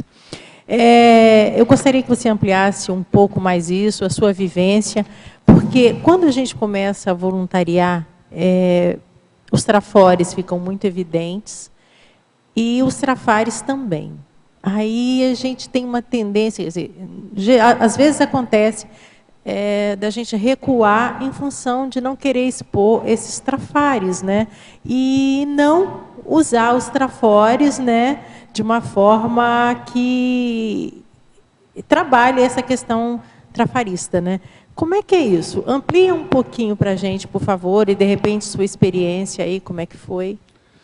Bom, primeiro, em momento algum, eu abri mão do voluntariado. Pelo contrário, quando eu comecei a estudar, eu me dediquei à docência. Eu, em 2003.2, eu comecei a fazer a faculdade. Em 2004, em março, eu já era docente de Conscienciologia, coisa que estava travada aí desde 96, né? Vou, não vou, faço, não faço, entro, não entro. E aí desencadeou. Prum, já fui lá e assumi isso. E eu nunca abri mão. Nem na hora de prova, nem na hora de mestrado, nem fazendo tese. Eu não abri a mão do voluntariado, não abri a mão da docência. Eu nunca abri mão. Então, eu cheguei, quando eu não estava trabalhando, eu era do Colégio de Educação, hoje técnico-científico, e trabalhava também na parte da escala. E eu lembro que eu saí da Fundação Getúlio Vargas, as aulas eram às sextas-feiras. E falhou um processo de um professor que ia dar uma palestra em Vitória, 8 horas da noite daquele dia. E me ligaram, eu falei, pode mudar a passagem para o meu nome que eu estou indo. Eu saí 3 horas da tarde, sexta-feira, de Botafogo, fui para casa, fui para o aeroporto, cancelaram um voo, tinha outro da Gol, liguei de novo para a Vitória, falei, ó, o voo chega aí quase na hora da palestra. Aí eu não tenho como cancelar. Estou indo. Cheguei lá, entrei na sala, era até numa empresa lá, 7:55, a palestra era às 8 horas. Dei a palestra, saí de lá, jantei, dormi. 5 horas da manhã peguei um avião de volta para o Rio de Janeiro, fui para casa, peguei o carro e fui para Saquarema, porque era o módulo do curso do formação do pesquisador. Eu também não queria, não queria perder. Não ia abrir mão. Então, isso que estava sustentando. E, com isso, eu comecei, facilitava a questão da reeducação parapsíquica, quando eu identificava algumas dificuldades. Óbvio, apresentação pessoal no MBA Executivo em Saúde. Tá, você trabalha em quê? No momento eu não estou trabalhando. Não, você veio para cá para trabalhar... Não, vou trabalhar na área de saúde. Mas você nunca trabalhou na área de saúde? Não. Eu não entendo que você... Eu era, de certa forma, até hostilizado. Tinha um bullying na época em relação à minha presença na MBA e tudo mais. E esse bullying, aí eu vou voltar para o voluntariado, né? Ainda estou na mesma resposta. Uma vez teve um módulo de formação aqui mesmo, em Foz, e eu participei do campo holossomático, que era uma dinâmica que tinha aqui dentro, e o pessoal viu Getúlio Vargas na minha psicosfera. Eu estava na holoteca, já no dia seguinte, noutra dinâmica do curso, e um dos professores do curso pegou o dicionário de suicídio e falou, pô, você devia dar uma olhada nisso aqui. Que não tinha nada a ver com reeducação pensênica traforista, que eu estava fazendo a pesquisa. Mas, enfim, aquilo ficou lá na... Fui dormir, eu estava hospedado aqui mesmo, e aquilo ficou batendo. No dia seguinte, eu fui lá no dicionário. E aí abri justamente na biografia de Getúlio Vargas. Getúlio Vargas. Eu acho legal essa sua colocação, porque a gente que está muito aqui dentro, né, do CAEC especificamente, porque é a minha vivência de voluntariado, né? Então, a gente conversa com as pessoas e vê, às vezes acontece um desânimo, assim, e é bom você colocar essa experiência, né? Eu também, dentro do meu voluntariado, eu posso, assim, eu sou uma, assim, eu posso me colocar como, eu tenho como falar dessa experiência, porque também, em qualquer momento, desde que eu cheguei em Foz do Iguaçu, independente do que estava acontecendo, uma coisa que eu também não abri mão foi do voluntariado. E hoje eu sei que aquele amparo de função que eu tive e continuo tendo dentro do voluntariado, me sustentava também em outras crises, em outras situações. Então, assim, eu achei muito interessante essa sua colocação e, com certeza, vai ajudar um monte de gente aí. E até dentro do voluntariado, Silvana, porque, óbvio, né, eu fazendo faculdade, fazendo prova, não dava para ter uma dedicação no voluntariado como eu já tive antes. Então, isso acabava me trazendo algumas intercorrências grupais. E, mesmo assim, eu continuei bancando isso. E aí, nessa questão, só finalizando isso daí, quando eu estudei o processo lá do Getúlio Vargas, eu fiquei aqui, eu transferi minha passagem, fiquei mais uma semana em Foz estudando o processo. E aí, quando eu cheguei no Rio, fui assistir a primeira aula de MBA, depois de ter saído daqui, acabou o bullying. Acabou o bullying? Acabou o bullying. As energias todas fluíam, eu trabalhava lá normalmente, acabou. Foi a primeira sensação, assim, pessoal, por conta própria, de me sentir uma mini peça num maximecanismo na prática. Eu saí, pensei lateral, estudei outra coisa que não estava no meu contexto, fiz uma extra pauta, e achando, não entendendo por quê, mas fiz. E quando chegou no Rio, que veio... Resolveu alguma coisa que você nem sabe o que foi, mas resolveu. Mas resolveu. Tem uma pergunta aqui, interessante, aqui de um teletertuliano. Alverbetógrafo, sou funcionário público e quero muito fazer uma reciclagem da profissão, mas não sei por onde começar. Poderias falar sobre os passos que identificaste em suas pesquisas que potencializam essa virada? Sim, um dos passos é a questão do autoconhecimento mesmo. E esse autoconhecimento, do ponto de vista do que você é, na verdade, quais são as suas características básicas, aquilo que você faz com mais facilidade, com menos, e o que é prioritário para o teu momento atual da tua vida.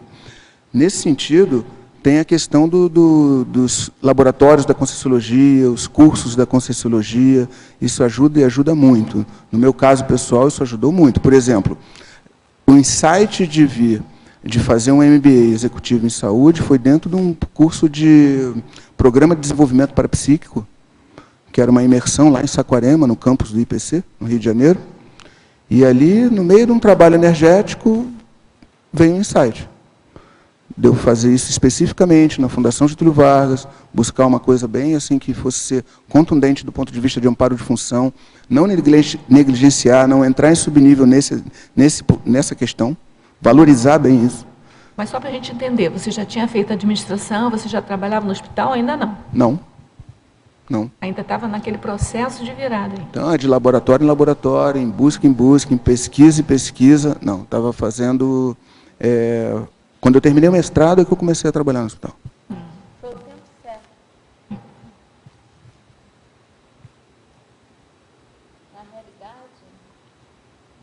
certo. Na realidade, foi o tempo certo dele fazer todos esses, já MBA, o mestrado, acabou o mestrado, ele foi engraçadíssimo isso, porque foi assim, acabou o mestrado, ele foi convidado para trabalhar no hospital. Foi assim, a gente chegou a rir na época, né? Foi uma diferença de menos de 30 dias da parte letiva do mestrado, ficou a dissertação ainda a ser feita, e para a entrada na profissão. Mas essa autopesquisa também, existe essa questão, por exemplo, funcionário público. Agora, do ponto de vista pessoal, por que eu quero mudar minha carreira? Só pela questão do funcionalismo público? Né? Eu tive aí uma amiga de MBA, que ela trabalha com um negócio de compras aí no hospital público, era um negócio que era hard, né? Do ponto de vista extrafísico pesado. E eu, uma vez, fiz uma visita, que eu fiz um trabalho para a MBA dentro do hospital que ela trabalha, que é o Hospital dos Servidores. Conheço. Então, eu cheguei lá, olhei a sala dela, falei, mas você...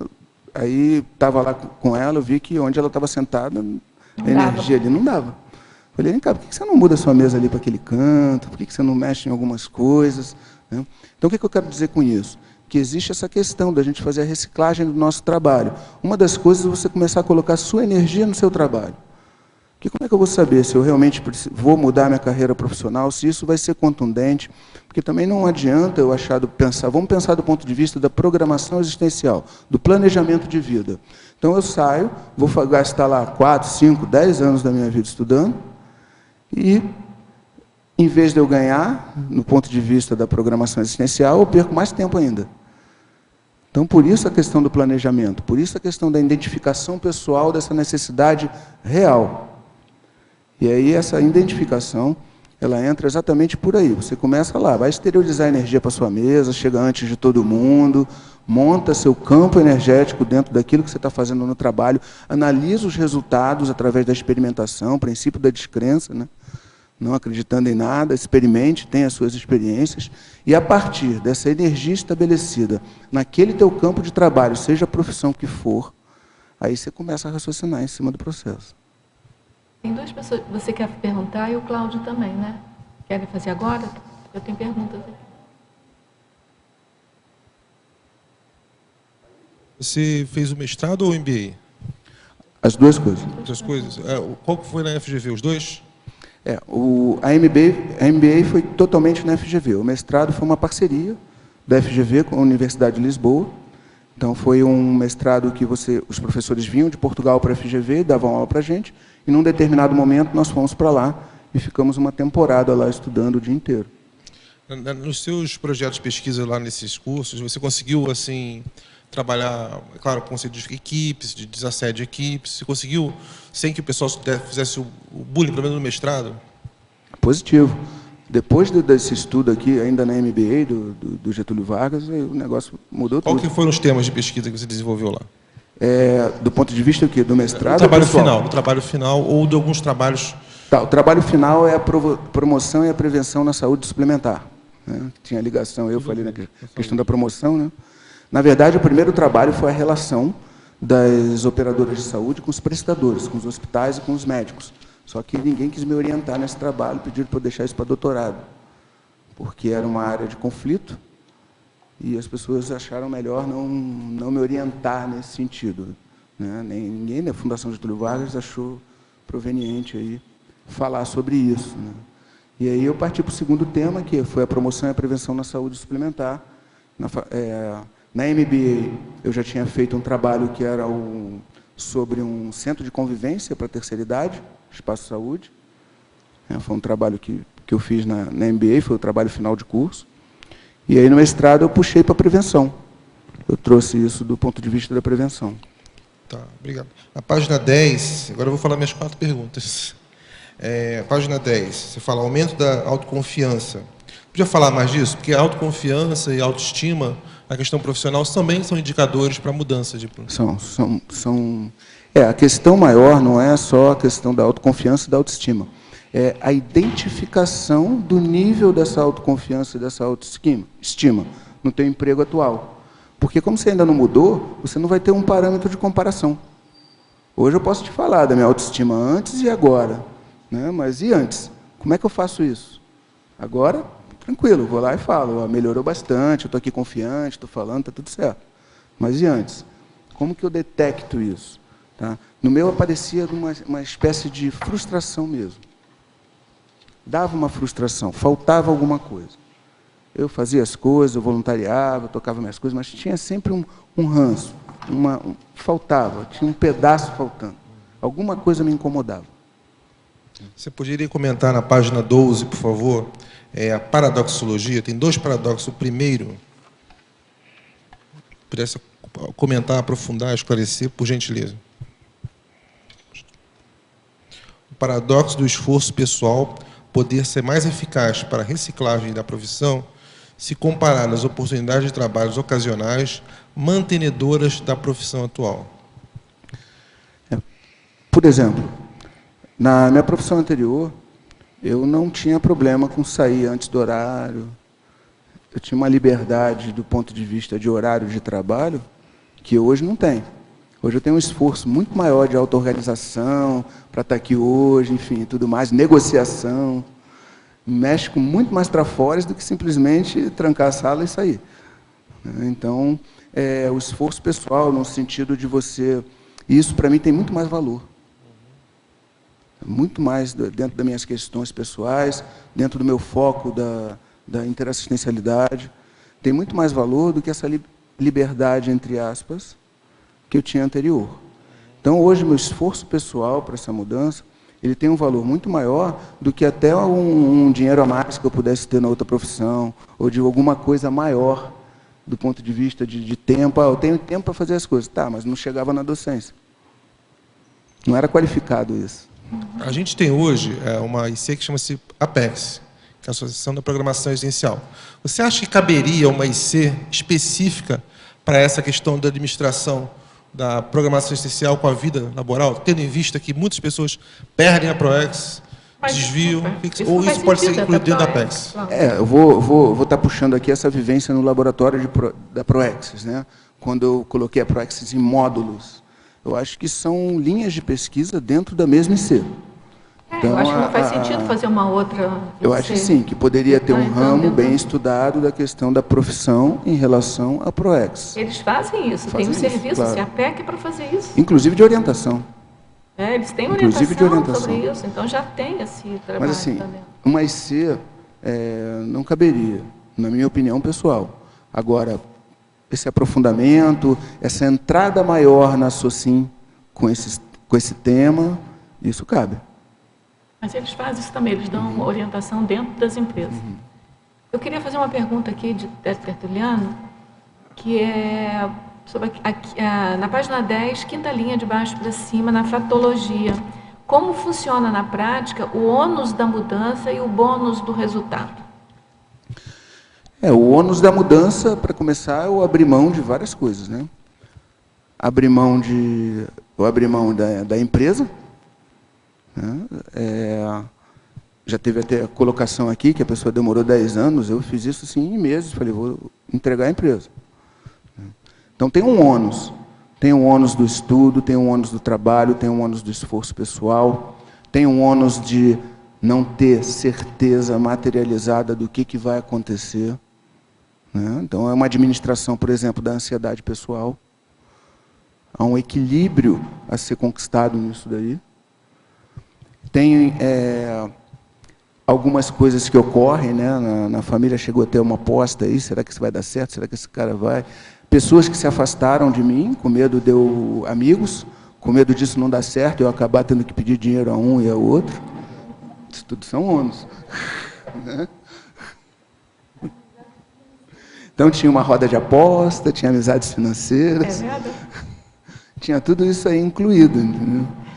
Então, eu tive que bancar, logicamente, isso tudo dentro de mim. Então, não é uma questão que está no externo. As pessoas têm o direito e devem pensar o que elas quiserem. Em geral, quem está em volta não quer que você mude, porque senão vai dar um exemplo para ela. E aí? Né? Vai ser exemplarista. Teve um cliente nosso lá que tinha material de construção, e ele uma vez falou para mim, não, mas você não pode fazer isso. Eu falei, como assim? Como é que eu fico aqui? Eu sempre quis sair daqui. Ele verbalizou isso que você está colocando. Que eu falei. Tem outra pergunta aqui, em Fatologia, página 10, terceira linha de baixo para cima, poderia comentar a importância da sustentabilidade econômica da Consim, indispensável para o cumprimento da PROEX, haja vista não termos educação financeira no nosso Brasil. Essa importância aí do financeiro, já tem verbetes aí sobre esse assunto, né, Cida? Então, a questão da programação existencial tem custo. É igual saúde, né? Saúde não tem preço, mas tem um custo e alguém tem que pagar esse custo. Né? Então, a programação existencial é uma coisa que não tem preço. A gente está executando a PROEX, mas tem um custo. E a gente tem que pagar esse custo dessa programação existencial. E isso existe uma programação também para isso. Né? Que é a questão que o Cláudio estava colocando, do estudo da profissão laboral. É se pensar na questão financeira. Quando eu decidi fazer o mestrado, porque o mestrado não estava no meu projeto. Uma coisa que apareceu foi uma extra pauta. Tá? E essa extra pauta eu tive que ir, porque não estava no meu projeto, como é que eu vou fazer? Vai chegar muito perto da minha reserva, e aí? Então foi uma decisão mais difícil. A primeira, no PDP, eu vi tudo em visão panorâmica, o que é e o que não é.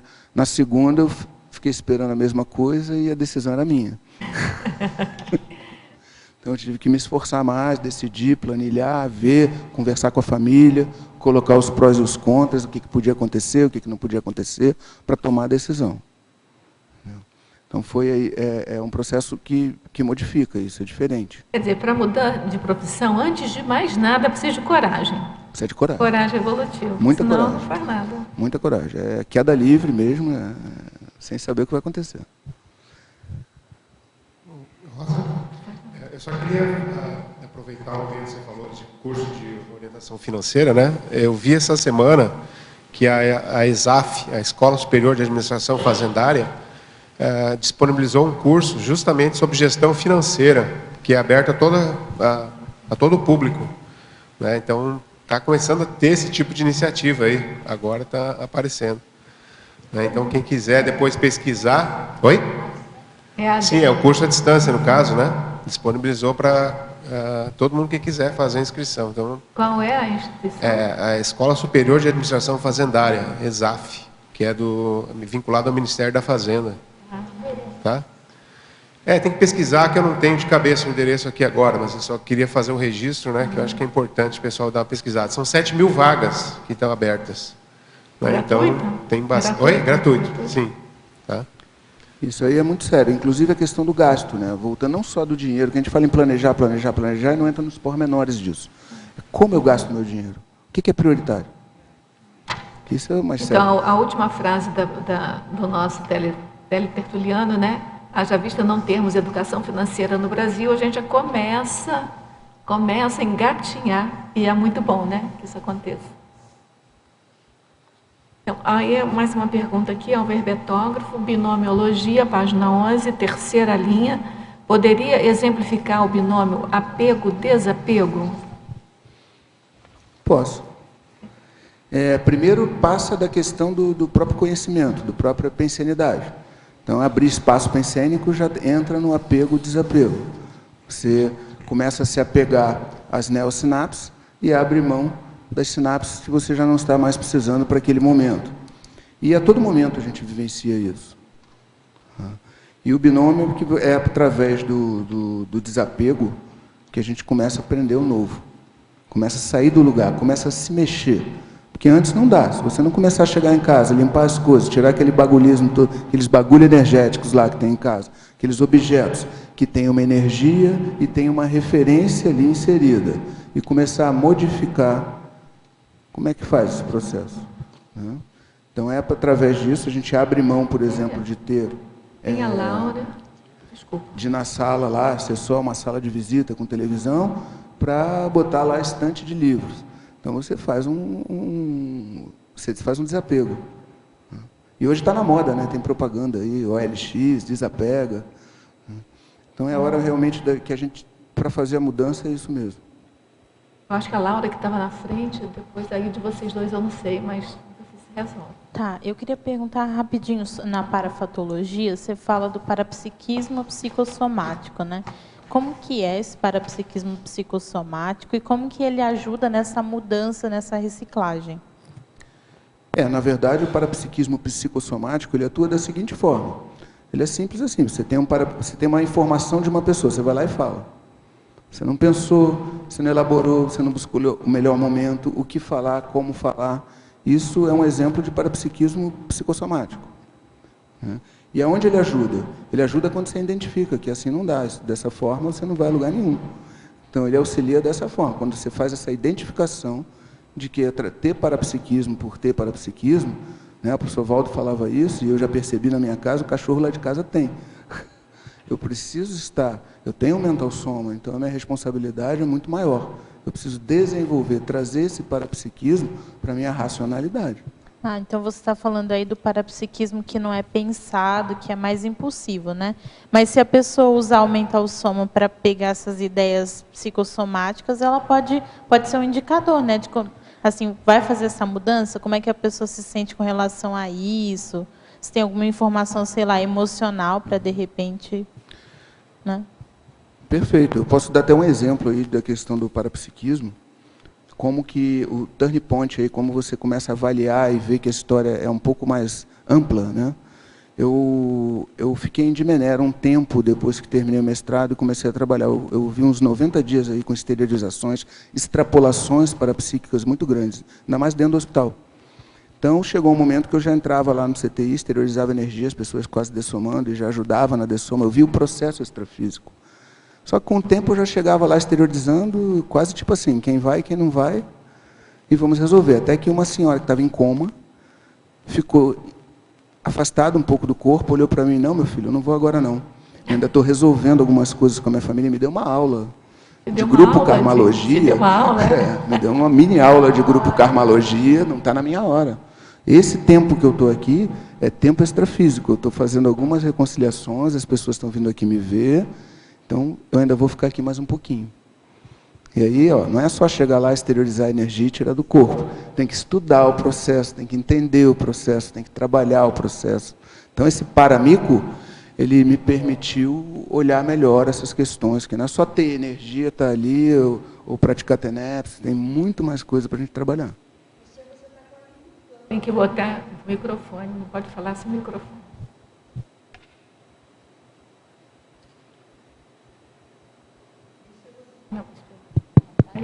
Isso é você estar qualificando o seu parapsiquismo, saber a hora certa de fazer aquela assistência.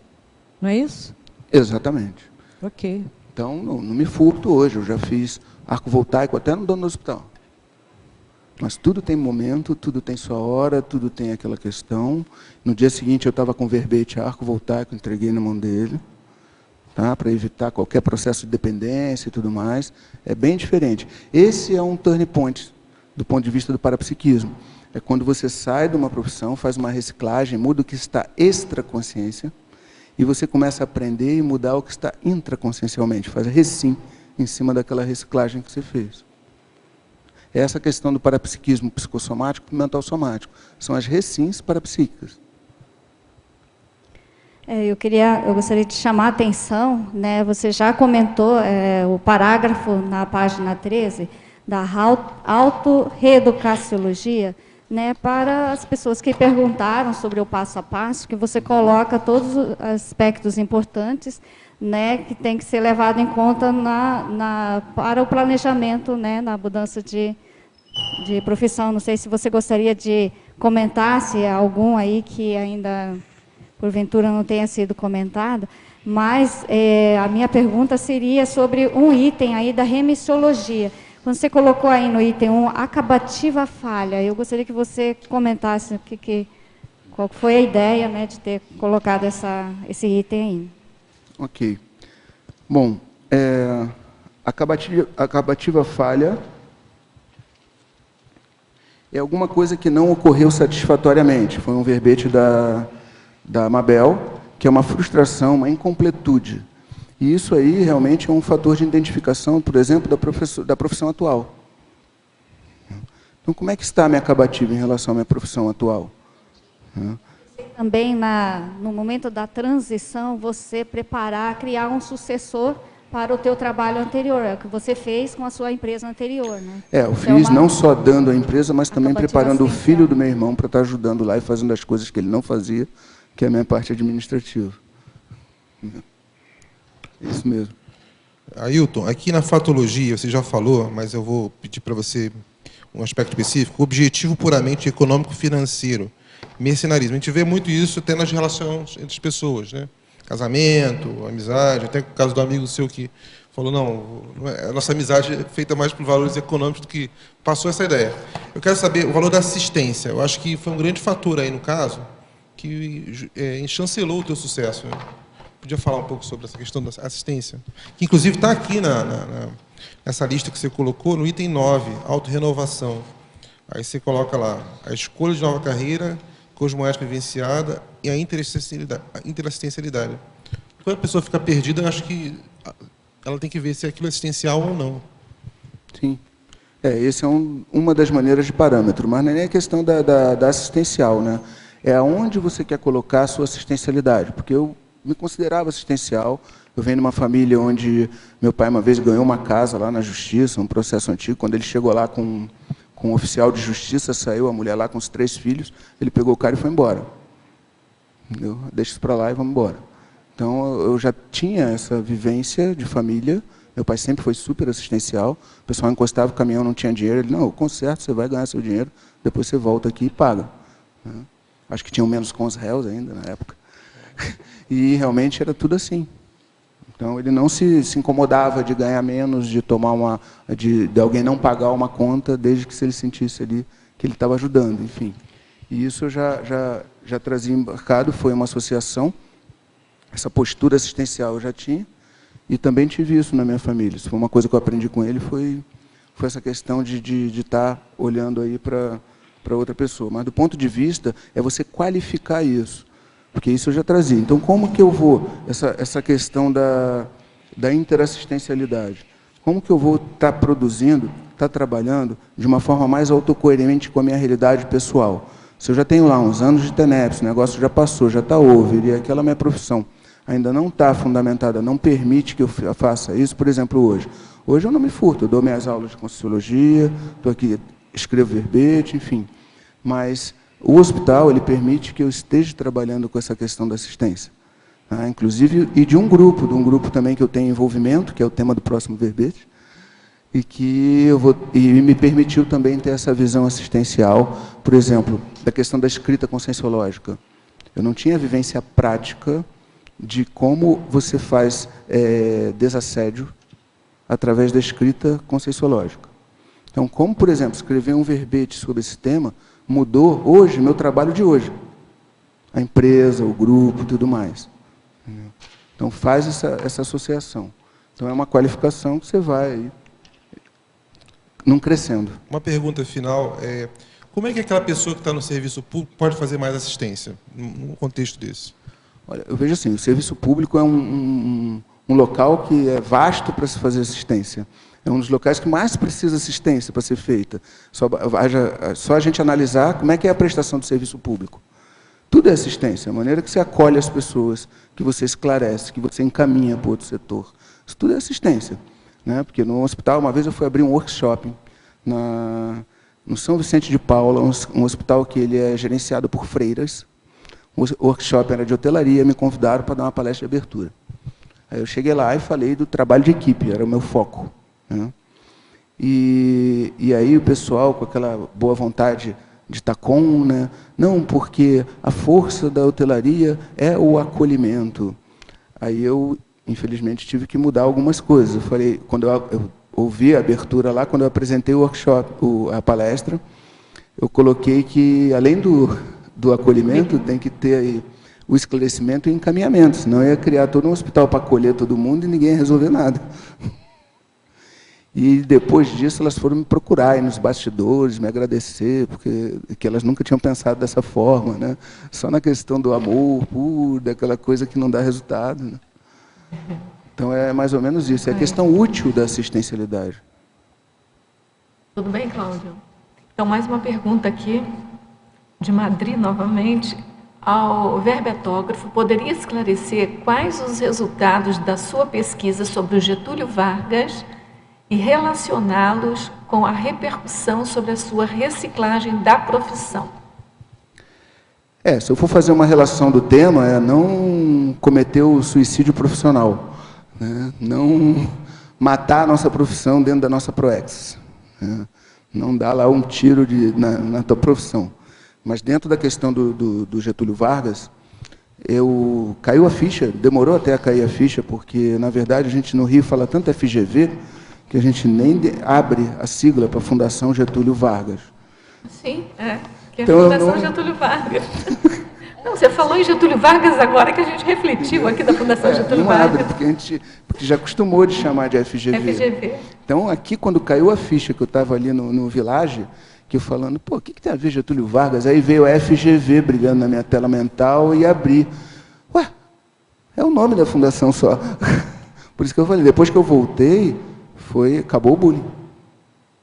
Eu pesquisei, inclusive, sobre o filho dele que se matou também, né? Sobre o quê? O filho dele que cometeu suicídio. Tem aqui no Holociclo o dicionário do suicídio. Lá você pega lá toda a informação. Eu queria que você falasse um pouco, na página 13, rapidamente, se for possível, todo esse parágrafo da autorreeducaciologia. Você pensasse assim, nos itens, o que você tem 3 minutos para fazer isso. Ok, então vamos acelerar. A questão da energia, a energia dos pormenores dela, porque, por exemplo, fora daqui, quando eu estive viajando, estudando, eram 26 pessoas aqui do Brasil, que se conheciam há 2 meses, e se formou um grupo e foi estudar lá fora. Bom, já viu, né? Fácil, né? Montar um grupo de 26 pessoas que se conhecem há 2 meses, né? Então, estourou problema para tudo quanto é lado. Desde problemas alimentares, para problemas pensênicos, enfim. E uma das coisas que eu já pontuei antes de sair daqui foi fortalecer a questão do EV profilático. Profilático. Fazer vários EVs durante o dia, enfim, e me manter linkado aí com os objetivos que eu já tinha fundamentado antes para não sair do meu trilho. E óbvio que lá eu tive 1000 oportunidades de fazer isso, o pessoal saía fim de semana para ir para Paris e voltava, e eu ficava estudando. Isso era em Portugal, Portugal, né? em Lisboa. E eu ficava estudando, aí perdi uma aula de segunda-feira. Eu voltei de lá sem um trabalho para fazer. Às vezes ia dormir 3 horas da manhã, deixava tudo pronto, coisas que eu tinha aqui até março do outro ano, isso foi em setembro, eu tinha até março do ano seguinte para terminar, eu voltei com tudo pronto. E aí, 1 mês depois que eu voltei, eu estava trabalhando, imagine se eu não tivesse terminado. Então, não só na questão de alimentação, que as pessoas passavam mal, comiam demais, faziam um monte de coisa, eu emagreci 7 quilos em 30 dias, andando em Portugal. Né? Olha que Portugal, da Europa, a comida é mais amigável em relação a gente, né? Porque... Eu emagreci 7 quilos, fui o único da turma que emagreci. E tranquilo, sem problema nenhum. Ainda saía para jantar, às vezes, que tinham jantares lá, enfim. Então, o EV profilático é uma dessas coisas. O autoenfrentamento, que é pensar fora do sistema, buscar lateralidade pensênica, para você pensar diferente. A questão do autoesforço, que é a continuidade, a coragem, se manter firme aí nos teus propósitos, no teu projeto. O autocuidado, que é a higiene consciencial, o bom humor sadio, a reserva financeira. A autopesquisa, que você está desenvolvendo, fortalecendo o Trafores, identificando trafares aí a se modificar. E a questão da autorreflexão. A autorreflexão é um tema que foi muito importante, porque várias vezes eu precisava fazer autorreflexão para entender exatamente o que estava acontecendo e mexer um pouquinho. Às vezes você tem que mexer 1 grau para a direita, 1 grau para a esquerda aí no teu projeto, e você tem que estar bem firme, bem seguro disso. E essa abertura também para essa autorrenovação.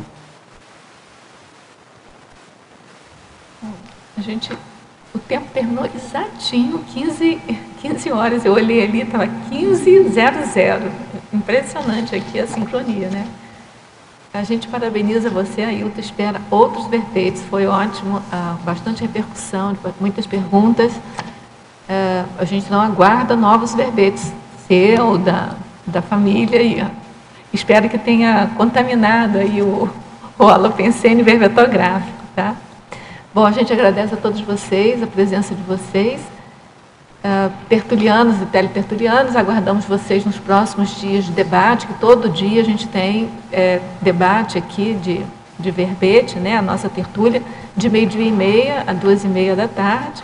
Eu estou aqui com o endereço eletrônico do curso que foi falado aqui, do curso de desenvolvimento em parceria do Banco Central do Brasil e a Escola Superior de Administração Fazendária, mas é muito extenso, então eu vou deixar aqui junto do pessoal aqui da coordenação do tertuliário, aquele que tiver interesse, então, mas se entrar no Google e pedir o curso de desenvolvimento em parceria, né, eu acho que já consegue ver, tá bom? Então a gente passa então para o nosso comercial. Boa tarde a todos. As pontuações da tertúlia de hoje são 16 assinaturas no livro de presença, 21 perguntas presenciais, 18 perguntas online. Para hoje temos 4 recados. Fabiana Cerato, colóquio consciencioterápico OIC. Valdirene, acoplamentário. Patrícia, SCP-2 em Foz. Dalva, holotecologia.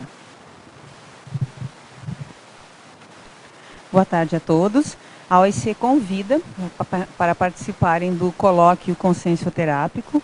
O colóquio consciencioterápico é atividade gratuita e sem pré-requisitos, aberta ao público e dedicada ao debate amplo sobre consciencioterapia, autoconsciencioterapia, saúde consciencial e temas correlatos.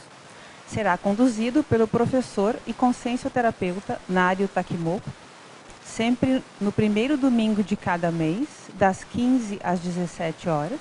Convidamos a todos para participar. As datas agora até o final do ano são 5 de outubro, 2 de novembro e 7 de dezembro. Este colóquio consciencioterápico também será transmitido pelo Skype e vocês podem acessar colocando o seguinte: colóquio.consciencioterápico, sem acento, e o local, para quem quiser participar, é no campus da OIC, que fica localizado na Avenida Felipe Vancher, 5.935, no bairro Cognópolis, em Foz do Iguaçu. Aguardamos vocês lá. Obrigada. Boa tarde a todos. Nós queremos convidar a todos os interessados no desenvolvimento do parapsiquismo para o acoplamentário, que acontecerá nos dias 7 a 9 de novembro, no campus CAEC, aqui em Foz do Iguaçu, com os epicons Amin Lascani, Will Signorini e Tony Muscoff. A temática deste acoplamentário será a amparalidade, e os interessados podem fazer a inscrição na recepção do CAEC ou através do telefone 45 3525 2652. Obrigada. Boa tarde a todos. O nosso convite é para participar dos cursos SCP-2, Extensão em Conscienciologia e Projeciologia 2, que são cursos de campus, onde acontecem aos fins de semana 2 campos bioenergéticos consciencioterápicos com foco na formação de seres despertos. Em Foz do Iguaçu, agora, do dia 28 ao dia 30 de novembro, nós teremos o SCP-2 de qualificação das equipes do SCP-2. Então, todos vocês que trabalham com SCP-2 em todo o território nacional estão convidados a vir participar desse evento. É muito importante, é um momento em que nós podemos fazer um congressamento com a equipe extrafísica e ver em que ponto a gente pode qualificar cada vez mais o nosso trabalho. O SCP-2 vai acontecer no hotel, aqui ao lado do CAE, que vai fazer parte dos eventos de inauguração do Hotel Interlúdio Mabu. Ele está com preço excelente e a gente está convidando a tempo de você ainda poder aproveitar passagens, promoções de passagens aéreas e se programar melhor. O EPICOM será o professor Alexander Stein. O ACP2 também vai estar aberto para outras pessoas que se afinizam com o curso, que tenham interesse em fazer um maior aprofundamento, quem sabe até também se unir a nós no trabalho dos cursos da ACP2. Mais informações você pode obter no telefone 45, que é o prefixo de Foz, 2102 1448, ou então nas regionais do IPC, ao longo aí do território nacional. Obrigado a todos pela atenção. Boa tarde. No período de 24 a 26 de outubro, teremos o curso Holotecnologia e Cosmovisiologia, segunda edição. Em seguida, teremos a primeira semana da Holotecnologia, no período de 27 de outubro a 2 de novembro. Esse evento será de qualificação dedicado a oferecer a todos os interessados uma visão panorâmica das rotinas, problemáticas e desafios enfrentados no desenvolvimento de atividades em holotecas. Os interessados poderão procurar a recepção do CAEC ou pelo telefone 3525-2652. Os interessados, ao fazer a inscrição, ganharão no dia do curso um dos tratados, o Reurbanizatus ou o Homo Sapiens Pacíficos. Obrigada. Para amanhã, teremos o verbete Cotejo Homo Sapiens Consciência, da especialidade Autolucidologia, e o verbetógrafo será o Ricardo Rezende. Obrigada a todos.